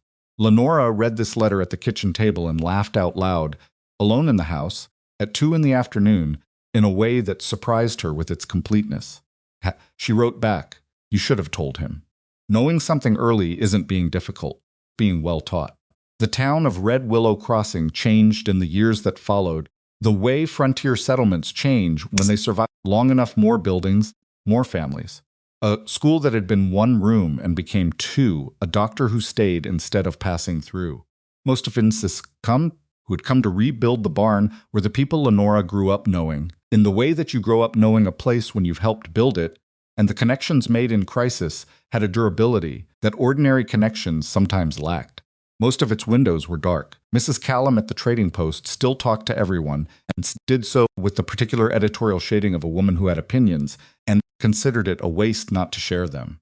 She had been one of the first people to call on Lenora after the marriage, arriving with a pie and a look that said she was reserving judgment while simultaneously having already formed it, and her judgment had apparently come down on the favorable side because she had been a steady presence at the ranch ever since. Sheriff Holt had retired 2 years after the trial, and his deputy had taken over, a younger man who was competent and who had learned a great deal from being present through the Rourke proceedings, and the way evidence could build a case that intimidation couldn't dismantle. He had reorganized the county's incident reporting system, along the lines of what Lenora had done with the Rourke documentation. Holt, when told about this, said dryly that it was probably the most useful thing to come out of the whole business. One afternoon in early autumn, 4 years after the barn had burned and been rebuilt, Lenortsovitz Sodark sat at the kitchen table with the ledger open in front of her and the afternoon light coming through the window over the sink, and realized she had lost track of the count. She had been keeping track since months, then seasons, then years, with the background habit of someone who had come to a place provisionally and had not yet entirely stopped thinking of it as provisional. She looked around the kitchen. The crack in the lower left corner of the window had been repaired, eventually not perfectly. There was still a slight ridge where the sealant had dried uneven, but it held. The table had 4 chairs, and all 4 of them got used, often at the same time, sometimes with Voss or Orson or Rennick, making a 5th and 6th. The wall where Maisie had hung a map of the territory in her early enthusiastic phase of studying land law still had the small square of discoloration where the map had been, because when she'd taken it to school with her, nobody had thought to repaint. Lenora looked at the discoloration on the wall for a moment. She thought about the train, about the bench in the waiting room, about the count of $14.30, and what it had felt like to do that arithmetic with nowhere to put the answer. She thought about Maisie's boots, the way they'd been stuffed with stockings to fit. She thought about a child deciding that a stranger was worth taking a risk on, and what that decision had set in motion. Most of its windows were dark, and whether there was any word in the English language adequate to describe what you owed an 11-year-old who had seen more clearly than any adult in the situation and had acted on it without flinching. There was probably not a word. There was just the fact of it, and the life that had grown from it, and the woman she was now in this kitchen, in this house on this land that they had fought to keep and had kept. She was not the woman who had sat on the train station bench. She did not feel distant from dark. Cues and the Kimisant, that woman was still in her, the grief and the humiliation and the $14 and the stubborn refusal to be finished, but she was not only that woman anymore. She had become something that had not existed before she'd walked into Garrick Rourke's kitchen at 10 o'clock at night and sat down across from a man who had run out of ways to manage alone. She had become, in the most specific and least sentimental sense of the words, home to herself.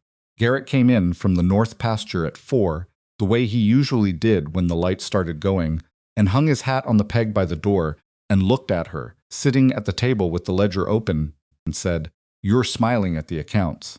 "I'm smiling at the window," she said. He looked at the window, looked back at her. "All right," he said, which was one of the many things she loved about him. He accepted the answers he was given and did not poke at them. He poured himself coffee and sat down across from her and looked at the ledger. "How are the numbers?" "Good," she said. "The quarterly figures are the best we've had since I've been keeping them." He looked at the ledger for a moment, not reading it, just acknowledging it. "You know Maisie's coming home next week." "I know. I've been planning the meals since Tuesday." He almost smiled. "She wrote me that she's been offered a position after she finishes. A commercial firm in the capital wants her for their accounts department." Lenora looked up. "What did she say?" "She said she was considering it." "Is she going to take it?" "I think," Garrick said slowly, "that she's going to come home and look at both options and make the decision the way she makes decisions, which is thoroughly and with full information and without any apparent emotional involvement until the moment she decides. And then with complete conviction." "She gets that from you," Lenora said. He looked at her over his coffee cup. "She gets it from both of us," he said. Lenora looked back at the ledger.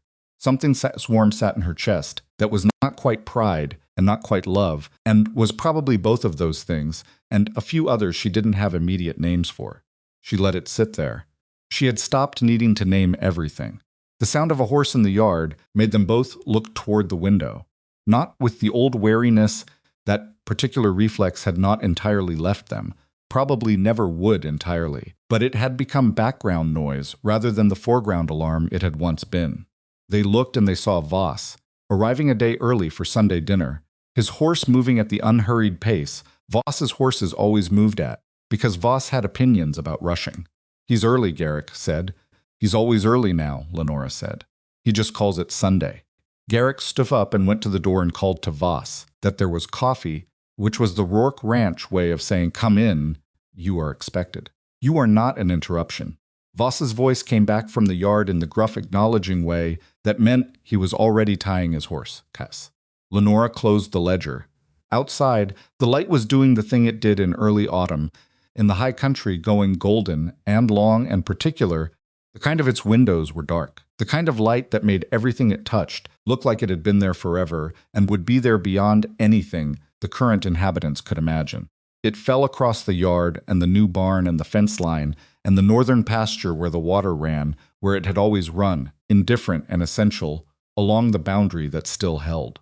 That was 4 years old and stood slightly crooked at the western end, and nobody had fixed it. It had been mentioned once more, 6 months after the rebuild, by a passing rancher who'd been there for the raising and had noticed the lean. Garrick had looked at it and said, "It holds." And that had been the end of the conversation. Lenora had thought about that barn and its lean more than once over the years. Not because it was a symbol she'd consciously assigned meaning to. She was not generally a woman who did that, who stood in front of something ordinary and required it to mean something larger than itself. She was a woman who kept books, which another way of saying she was a woman who respected what things actually were rather than what she wanted them to be. But the barn's lean had stayed with her anyway. The fact that something could be built from ruins, in cold and chaos and grief and anger and community that nobody organized, and it could hold without being perfect. And its imperfection didn't make it less of a barn that had stayed with her. Because the true thing in it was not about barns. It was about what you built when everything was already gone, and whether the building was worth the effort. It was. She had come to this place with $14 and a suitcase and the wreckage of a future someone else had invented for her, and she had sat at a table with a man who had run out of ways to go forward alone, and they had built something imperfect, complicated, requiring constant maintenance, leaning slightly at the western end that held. That was the thing she knew, and the thing she would have told herself on that bench in the waiting room if she could have, and the thing she suspected no version of herself on that bench would have been able to believe, which was fine. You did not have to be able to see the whole shape of a life while you were still in the middle of being lost. You only had to make the next decision well enough to get to the one after it. Maisie had made a decision in a train station. Lenora had made a decision at a kitchen table. Garrick had made a decision at a fence line in the cold. All of them imperfect. All of them enough. Voss came through the door with the particular entrance he had, not announcing himself, just being present, the way large quiet people entered rooms and accepted the coffee. Lenora was already pouring because she'd known he'd want it, and sat in the chair that had become his chair without anyone assigning it to him, and looked at the kitchen the way he sometimes did, with the expression of a man who had been invited into something and had decided at some point to let himself actually arrive in it. Maisie's coming Tuesday, Lenora told him. I know, Voss said. She wrote me. Garrick and Lenora both looked at him. She wrote to ask if I thought she should take the position in the capital, he said without embarrassment. What did you tell her? Garrick said. Voss drank his coffee. I told her a woman with her ability owed it to herself to see what she could do in a larger arena, and that the ranch would still be here when she was ready for it. He paused, and that if she stayed home out of loyalty, the loyalty would eventually turn into a different feeling, and she'd waste both the skill and the years. He looked at his cup. She wrote back and told me that was the most useful thing anyone had said to her on the subject. Garrick was quiet for a moment. You think she should go? I think she's going to go, Voss said, and I think you both already know it.